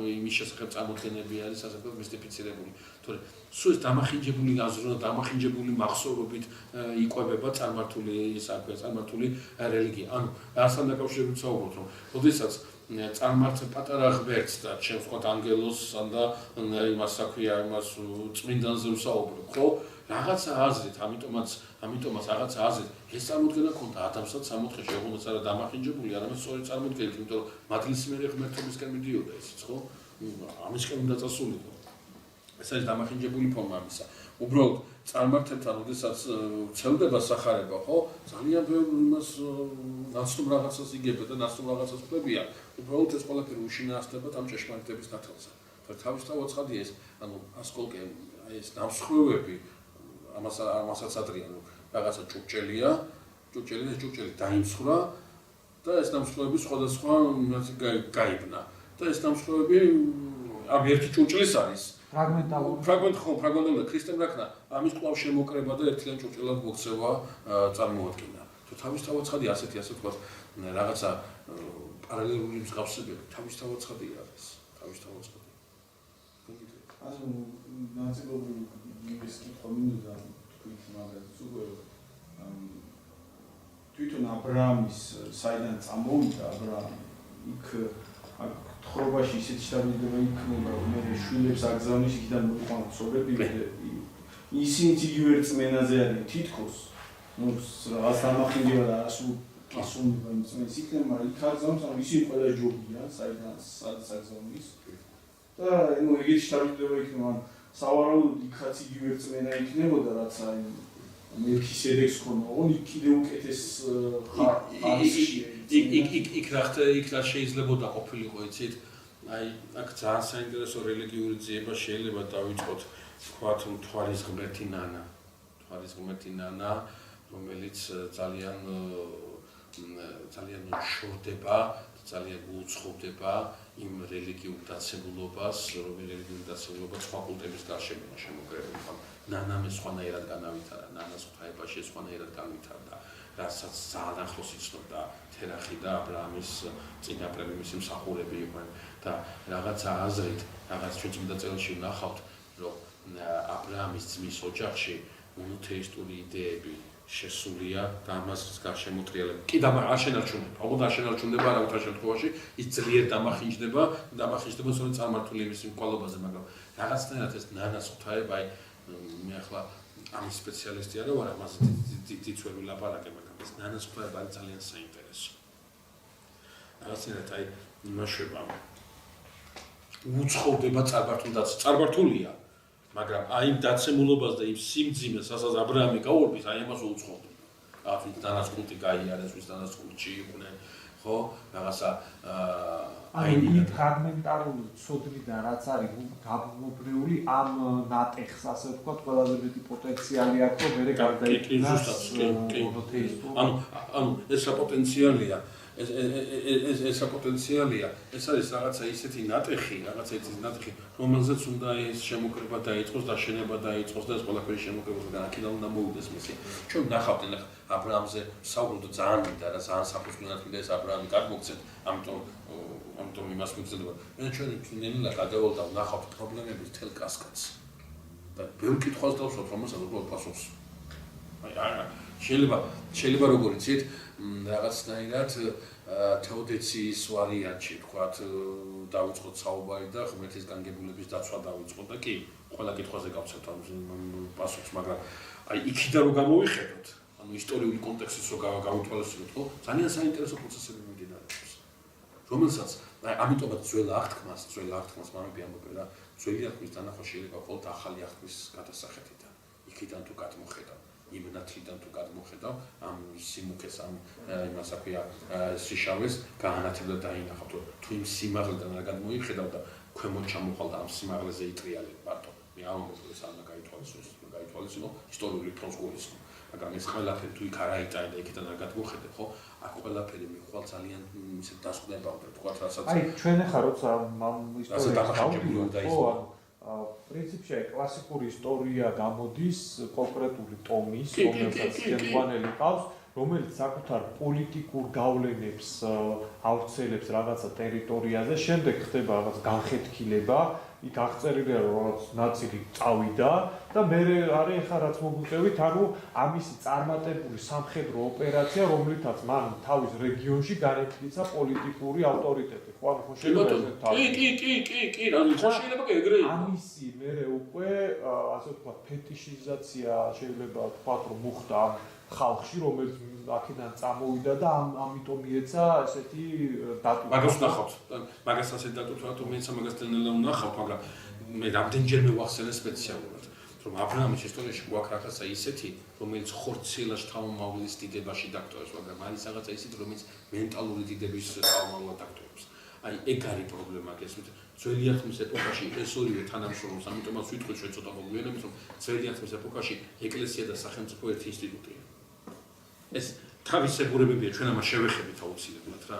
შევეხეთ. კიდე გიორგის წინა ლექსის საწყობად არ ვესწრებოდი და ჩემთვის საინტერესოა ამცალ ისაუბრეთ თუ არა ა ブラ ამის გენეალოგია რა, რამდენად დაარსებობს ამაზე ზოგადად ინფორმაცია და რატო ამ კაცში თავმოყრილი ეს თვისებები ზოგადად ვიძახი რა, რაც ეხლა რაც თქვენ ჩამოთვალეთ, ხო აი წარმატებული სამხედრო და უშუალოდ ოპერაციების ნიჭი, ანუ როგორც სერიოზული მხედართმთავარი, როგორც შინაგანი აღქმითი და უშუალოდ გაგება, რაც მასში არსებობს, რაც მას მამად მრავალთა ხდის და რაც ანუ ეს ხო არ არის და უშუალოდ გზნობა, რომელიც შეიძლება ადამიანს, ანუ შინაგანი ხედვა, რომელიც შეიძლება უბრალოდ ადამიანს დაეძინოს და ხვალ გაეღვიძოს. საოცრად ანუ ის რომ შენ აღიქვამთ თავს როგორც მამად მრავალთა, ეს არის თვისება, რომელიც რაღაცა შინაგანად ღვთისმიერად შენში ჩადებულია, რაღაცა შინაგანად აღწეროს.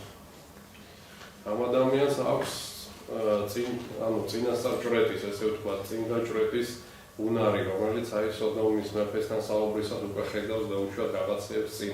ანუ ეს არ არის რაღაცა ესეთი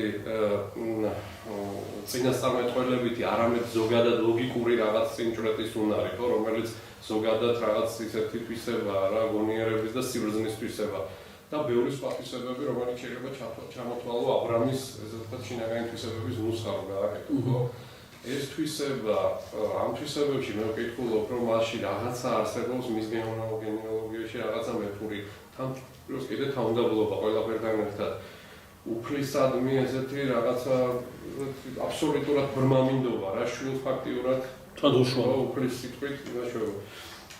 ეს თვისებების ესე თქვა თაიგური რა რაღაც ქვია აკაჩი არის თავმოყრაგელი და მის გენეალოგიაში ხო არ არსებობს რაიმე ისეთი რა ზავშოთ რაღაცა მეფური ან იმ ქალდეულ ცხოვრებაში სადაც ცხოვრობდა მე არ ვიცი სამწუხაროდ არ ვიცი ინფორმაცია ხო არ არსებობს მეთქი რა გამინდა არსებობს რაღაცა გარდამოცემები რომელიც თქვა აბრაამს მოიხსენიებს დამასკოს მმართველად აბრაამს მოიხსენიებს თქვა სხვადასხვა მესაქვია იმის მათ რა ქვია წინამძღვრად არის ესეთი გარდამოცემები როგორ არა ზოგადად ის პიროვნებები რომელიც აბრაამის გენეალოგიაშია მოცემული ასევე იყვნენ რაღაცის წინამძღვრები და ასევე იყო რაღაცის თავები ასე დაკონკრეტებულად ვერ გეტყვით ნამდვილად თქვა ქალაქს მართავდნენ ტომს მართავდნენ ჯარს ხელმძღვანელობდა ასე ვერ გპასუხობთ ნამდვილად არ არის ამის შესახებ მაგრამ ის ხაზი რომელ ხაზეც საუბრობს აი ისი თქვა მინდა იცით ზოგადად როდესაც ბიბლია გენეალოგიას ეხება და ასახელებს მოდგმაში პიროვნებას ეს არ ნიშნავს იმას რომ ამ მოდგმაში მარტო ეს იყო მას ძმები ყავს ბევრი მაგრამ ამ ბევრიდან იმას ასახელებს რომელიც აგრძელებს ტვირთულობს ინახავს და გადასცემს რაღაცა იმ ფუნქციას რაც წამოვიდა მისი წინაპრიდან ანუ სიტყვაზე ვთქვათ როდესაც არის საუბარი აი თავის დროზე გეუბნებოდით ხო კაინმა შვა კაინმა ენოქი კი აღშვა მარტო ენოქი წაშვა და ბევრი შვილი წავდა მაგრამ ენოქი აქვს საინტერესო ეს აგრძელებს ამას ყველაფერს ამ ნიშნით თელის გენეალოგიური ნუსხა ეს ებერიათე ამ ნიშნით ეს ჩამოთვლილია და აბრაამემდეა მოსული ხო თავისთავად ხადი ეს პიროვნებები არიან ჩამოთვლილი რომლებიც ამით განსაკუთრებულობდნენ და რომლებაც ეს მისიაში ასრულეს და რომლებიც თავისთავად ხადი ახლა როდესაც სემზეა საუბარი ხო მოდი ცოტა ლოგიკურად მიუდგეთ ამ იმას ხო სემი კამი იაფეტი ვინ არის ეს არიან პირველი მამამთავრები ხო ნოეს შემდგომ ხო ანუ პირველი მეფეები ამ სიტყვის რაღაც კარგი გაგებით და არა თქვა პოლიტიკური გააზრებით რომელიც შემდგომ გადაეცა სემის შემდგომ ვინც არის იმას გადაეცა რამდენიმეს გადაეცა ხო მაგრამ ვიღაცა ერთი განსაკუთრებულია რომელმაც ეს სემი გააგრძელა ამათაც გააგრძელეს მაგრამ რაღაცა განსაკუთრებული ამათში გაგრძელდა ხო შემდგომ ეს დანაწევრებულში იქით გაგრძელდება კიდე საკითხის მეორე მხარია ან რაც გრძელდება სად შეერთდება ხო ეს ძალიან რთული საკითხია ამას მეთქვა ამაზე პასუხს ვერანაირად ვერ გაგცეთ მაგრამ ფაქტი ერთია რომ ის გზა ის ბილიკი რა ბილიკითაც ჩვენ ბეთლემის ცეცხლშიც საღამოსთან მივალთ ხო იკრიბება სწორედ ასეთი პიროვნებების კრებულში რომლებიც შეიძლება შეხედო და მელქისედეკი არსებობს და მელქისედეკის ნაირები არსებობენ მაგრამ ღმერთი ვიღაცას გამოიყვანს ქალდეველთაური და რატო იმაში ხედავს რაღაცა იმ გზას აქ არ არის ეს ყველაფერი ამიტომ აი რაღაც ამ დაფარულობაში თავისთავად ახლა მოგაცეთ ხოლმე თავისთავად ცხადია აბრაამის შინაგანი ამის რაღაც ადამიანურია და რაც მის ხატებაშია წარმოდგენილი და მის მოქმედებაშია წარმოდგენილი არის რაღაცა ისეთი რა თქვა საულეშიც იყო ხო საულე რატო სხვა ვერ გახდებოდა პავლე ეს ნათელი ეჩვენებინა ქრისტეს ნებისმიერ დაებმავებინა და რო ახელდა თვალს ითხოვდა თავისთავად ხადია ქრისტე გამომეცხადაო და ცხოვრებაში ადატოვებდა ქრისტეს რასაკვირველია მაგრამ სხვა არის საულეს დაბმავება და პავლეს დაბადება იმიტომ საულეში რაღაცა დევს ისეთი რაზეც შეიძლება ააწყო პავლე მე ახლა ვერ პასუხობთ არ ვიცი იმიტომ რომ ყველა ადამიანი არის ღვთის ხატი ან რაღაცა ასეთ რო თქვა და კარგად რო გამიგოთ ხო მარგალიტი ტალახში რო ჩააგდო ის დასრული მარგალიტია მაგრამ მარგალიტია და იმას რომ ამოიღებ ამ ტალახიდან და გაწმინდა ისეთი სუფთაა და ისე ანუ მარგალიტის თვისებას და ფუნქციას კი არ კარგავს ის ანუ შესაბამისად რატომ აბრაამი მე შემიძლია კი პასუხო იგივე პასუხოზე მე შემიძლია კი პასუხოთ რომ როდის იცით შემიძლია კი პასუხოთ რომ ახლა ვიცი თორე იქ თქვა იმ ადგილას რომ ყოფილიყავი ხო ეს ჩემთვის იყო იქნებოდა მოცემულობა რომელიც უნდა მიმეღო მოცემულობა მორჩა და გათავდა არ ვიცი ისე მომავალ ეს საინტერესოა ხო ხაზგასმა ამაზე რომ ეს მათი რომელიც მესიას უნდა ჩაუსაფრდეს და თელი მისი ძალისხმევა ამაზე არ მართული რომ ტყუდება. საერთოდ ამაზე იქნებოდა ძალიან საინტერესო ერთი ლექცია. ჩვენ მივალთ ჩანს ამაში უნდა გამიხილოთ აბელი კაენი ისააკი ისმაილი სულ ამას უნდა გამიხილოთ სულ იაკობი ესავი, ფარეს ზარა. ეგნატი ანტიოქიელს გეტყვი პირდაპირ, რომ ღვთისმშობელი თხოვდება, იმიტომ რომ მოწყობდეს და ყურადღება ყველა სულ აქეთ კერმის ბოლოს ყველაზე აი ბასილი დიდი ამბობს ჩვენ მივალთ აქამდე ეტაპობრივად მამო ბასილი დიდი ამას ამბობს სწორედ რომ სიკვდილის შიშოც აანახება გეცემანიის ბაღში აი ამ შიშით გადაწყვეტა იმაი ეს ის ვერ იქნება აქ მოწყობდა და მე რიანად ხომ შენ ფეხქვეშ გამწარდაო ჯოჯოხეთი იმიტომ რომ ერთია ლოგიკა რომელიც აი გასულ თავის დროზე ვთქვი და კიდევ მეორე ერთია ლოგიკა რომელიც არის აი სულიერ მშელობაზე დაფუძნებული და ერთია ლოგიკა რომელიც არის მიწიერ მიზეს შედეგობრივ კავშირსა და აი ეს დაცემული ძალა ამ ლოგიკაშია ძლიერი მიზეს შედეგობრივ იმაშია ძლიერი რომ წამში გათვლის და იცის ამის შემდეგ წესით რა მოხდება მე რა მოხდება ამან A2 პესტოლია და B ცესტოლია მაშინ A ცესტოლი გამოდის აი ეს ძალიან კარგად იცის და სულიერ ლოგიკაში შეიძლება A პესტოლი იყოს B ცესტოლი იყოს მაგრამ A ცესტოლი სულებითაც არ იყოს ამიტომ ასე ღვთისმეტყველებაში ძალიან კარგად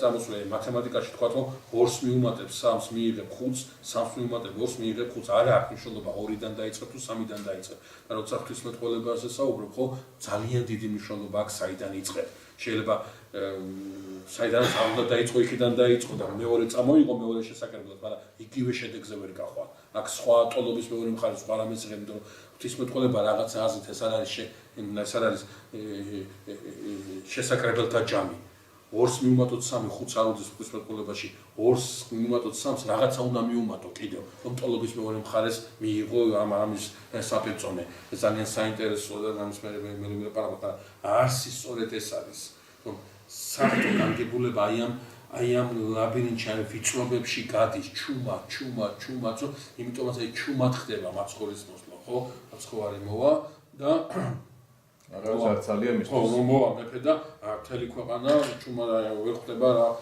მოგვებმა გაიგეს მეფემ გაიგო ღვთისმეტყველებმა გაიგეს ყველამ გაიგო იქ ვინმე იყო ხო ყველამ გაიგო მაგრამ ვერავინ მოიცალა იმისათვის რომ ამ ბავშვთან ხედაღამე ეტრიელად ხო ვიღაცა ხურომ რაღაცა აღწერაზე ჩამოვიდა და დაფირაფისა თავის ვიღაცებას გატაცებულები არიან რაღაც მესიანური idei და სწავლენ სახში და სულ დაამწყებად ხოლმე აი ამ ადამიანურ მივიწყებაში ამ ადამიანურ გულისხმობაში აი ამ იმაში საფრთხე განგებულება თავისთავად ხადი აგრძელებს სამის მოქმედებას ამ მეფურ წარმომავლობაზე პატარა კომენტარი გაკეთება მინდოდა რომ მეფის ასე ვთქვათ მასშტაბი და სტატუსი იმ პერიოდში რომელზეც ჩვენ გვაქვს საუბარი და დაუშვათ სულ შუა საუკუნეებში სხვადასხვა მასშტაბი იმიტომ რომ მაშინ დაუშვათ მეფე ეს არის მეფის სტატუსი შეიძლება ქონდეს ადამიანს რომელსაც რამდენიმე 1000 კაციანი დასახლების მართველი თუ არის ქალაქ სახელმწიფოს რომელსაც ჩვენ ამბობთ ხო ის უკვე მეფე არის იგივე ხა როცა არის ოდისევსის ამბავი მოთხრობილი ხო ის რაღაც რო აღწერა იმის სახლის რაღაცა დიდი მასშტაბი კი არ არის ანუ კაი მოძლიერებული გლეხის აღწერა ეს არის ის მასშტაბი რაც კი და მაგას ვიტყვი რომ თუ ეხა ადამიანს საკუთარი ასე ვთქვათ კონტროლის ქვეშ ყოფი ხალხი და 318 კაცი გამოყავს ხე რომ გადაიარგაშოს როგორც წესი მობილიზაცია ხდება რაღაც 10%-ის მოსახლეობის სომისთვის ხო ხა 3000 კაციანი ასე ვთქვათ კონტროლის ქვეშ ყოფი ტომის ხელმძღვანელი ხო პრინციპში მეფე არის აბა რა გამოდის ხო ანუ მეტნაკლებად ხა იმ მასშტაბისთვის შეიძლება თქვას რომ მეფე უბრალოდ პრინციპში მაგაზე გადის თქვენი ძალიან საინტერესოა მაგრამ მე ხლა ეს ნაწილს გეტყვი და მეორე ნაწილს არ გაგეგრძელოთ თავის დროზე ვთქვი მე პირდაპირ გეუბნებით რომ კატეგორიულად არ შეიძლება მელგრიმაზე რა ქვია ა ブラ ამზე ამ ტერმინის მეფის გამო ხო კატეგორიულად არ შეიძლება აი პირდაპირ გეუბნებით ამას რატო ამის შესახებ ცოტა მოგვიანებით აუცილებლად ვილაპარაკებთ რომ ჩვენი საუბრების ერთი ძალიან საინტერესო თემა იქნება მონარქიის ინსტიტუტის შემოტანა ისრაელში და წმინდა წერილის შეფასება და ჩვენი ვნახავთ რომ მე ა ブラ ამის სწორედაც რომ მეფე არ არის გასაგებია მე თქვენ რა იმით საუბრობთ მეფე არ არის აი ამ სიტყვის პირდაპირ ნიშნავთ რომ თუ კი ჩვენ მეფეს ვიტყვით მაშინ ერთი განმარტება უნდა დავუთხოთ და უნდა ვთქვათ აი ასეთი მეფეა მაშინ და იმას ამ განმარტებას იკვით სტატუსში არის მაგრამ ხო იმიტომ რომ მე მესმის თქვენ რასაც ამბობთ რომ სოდესაც სოდომელთა მეფე ხდება ა ブラ ამს ხდება როგორც თავის თანასწორს და მეფეს ელაპარაკება. ანუ რესურსები და ხალხის კონტროლი მე მესმის. ერთი მასშტაბი გამოდის. მე მესმის თქვენასაც ძალიან აბსოლუტურად მესმის რომ დღეს ვერ მოვასწრე და შემდგომ იმაზე ეგზეგეტიკაში ვნახავ შემდეგი თავის ეგზეგეტიკაში რომ აბრაამი რაღაც სიმბოლურ მოქმედებას გააკეთებს და ამ სიმბოლურ მოქმედებაში ხედავენ რომ მისგან გამოვლენ მეფეები ან რაღაცა სხვა არის ეს მეფე არის კიდე რაღაცა ინსტიტუტის გამწელებელი ეს რაღაცა სხვა არის რომელშიც შეიძლება მეფობა გამოჩნდეს რაღაცა უფრო მეტი მეფობამდელი ეპოქაში ბელადები ბელადები წინამძღვრება მე გავუვი სიტყვა ბელადს მე მაგ სიტყვა ბელადის საპერწონეთ კი არა საპერისპიროდი სიტყვა ლიდერი სხვა არის ბელადი და სხვა არის ლიდერი იმიტომ რომ ბელადი მე მესმის თქვენ არ გეკამათებთ ბელადები იმით განსხვავებული მაგალითად კომედის ბელადები მეფეებისგან მეფეს სამომავლობით გადაეცემოდა ბელადი კიდე შეიძლება სხვა ყოფილიყო შემდგომში კი ბატონო მაგრამ აქაც ვნახავ ჩვენ სამომავლობით გაგრძელდება აბრაამთან მაგრამ არის რაღაცა ერთი ისეთი შემადგენელი რომელსაც ჩვენ გავაცნობთ მე აუცილებლად დიდი მადლობა ყურადღებისთვის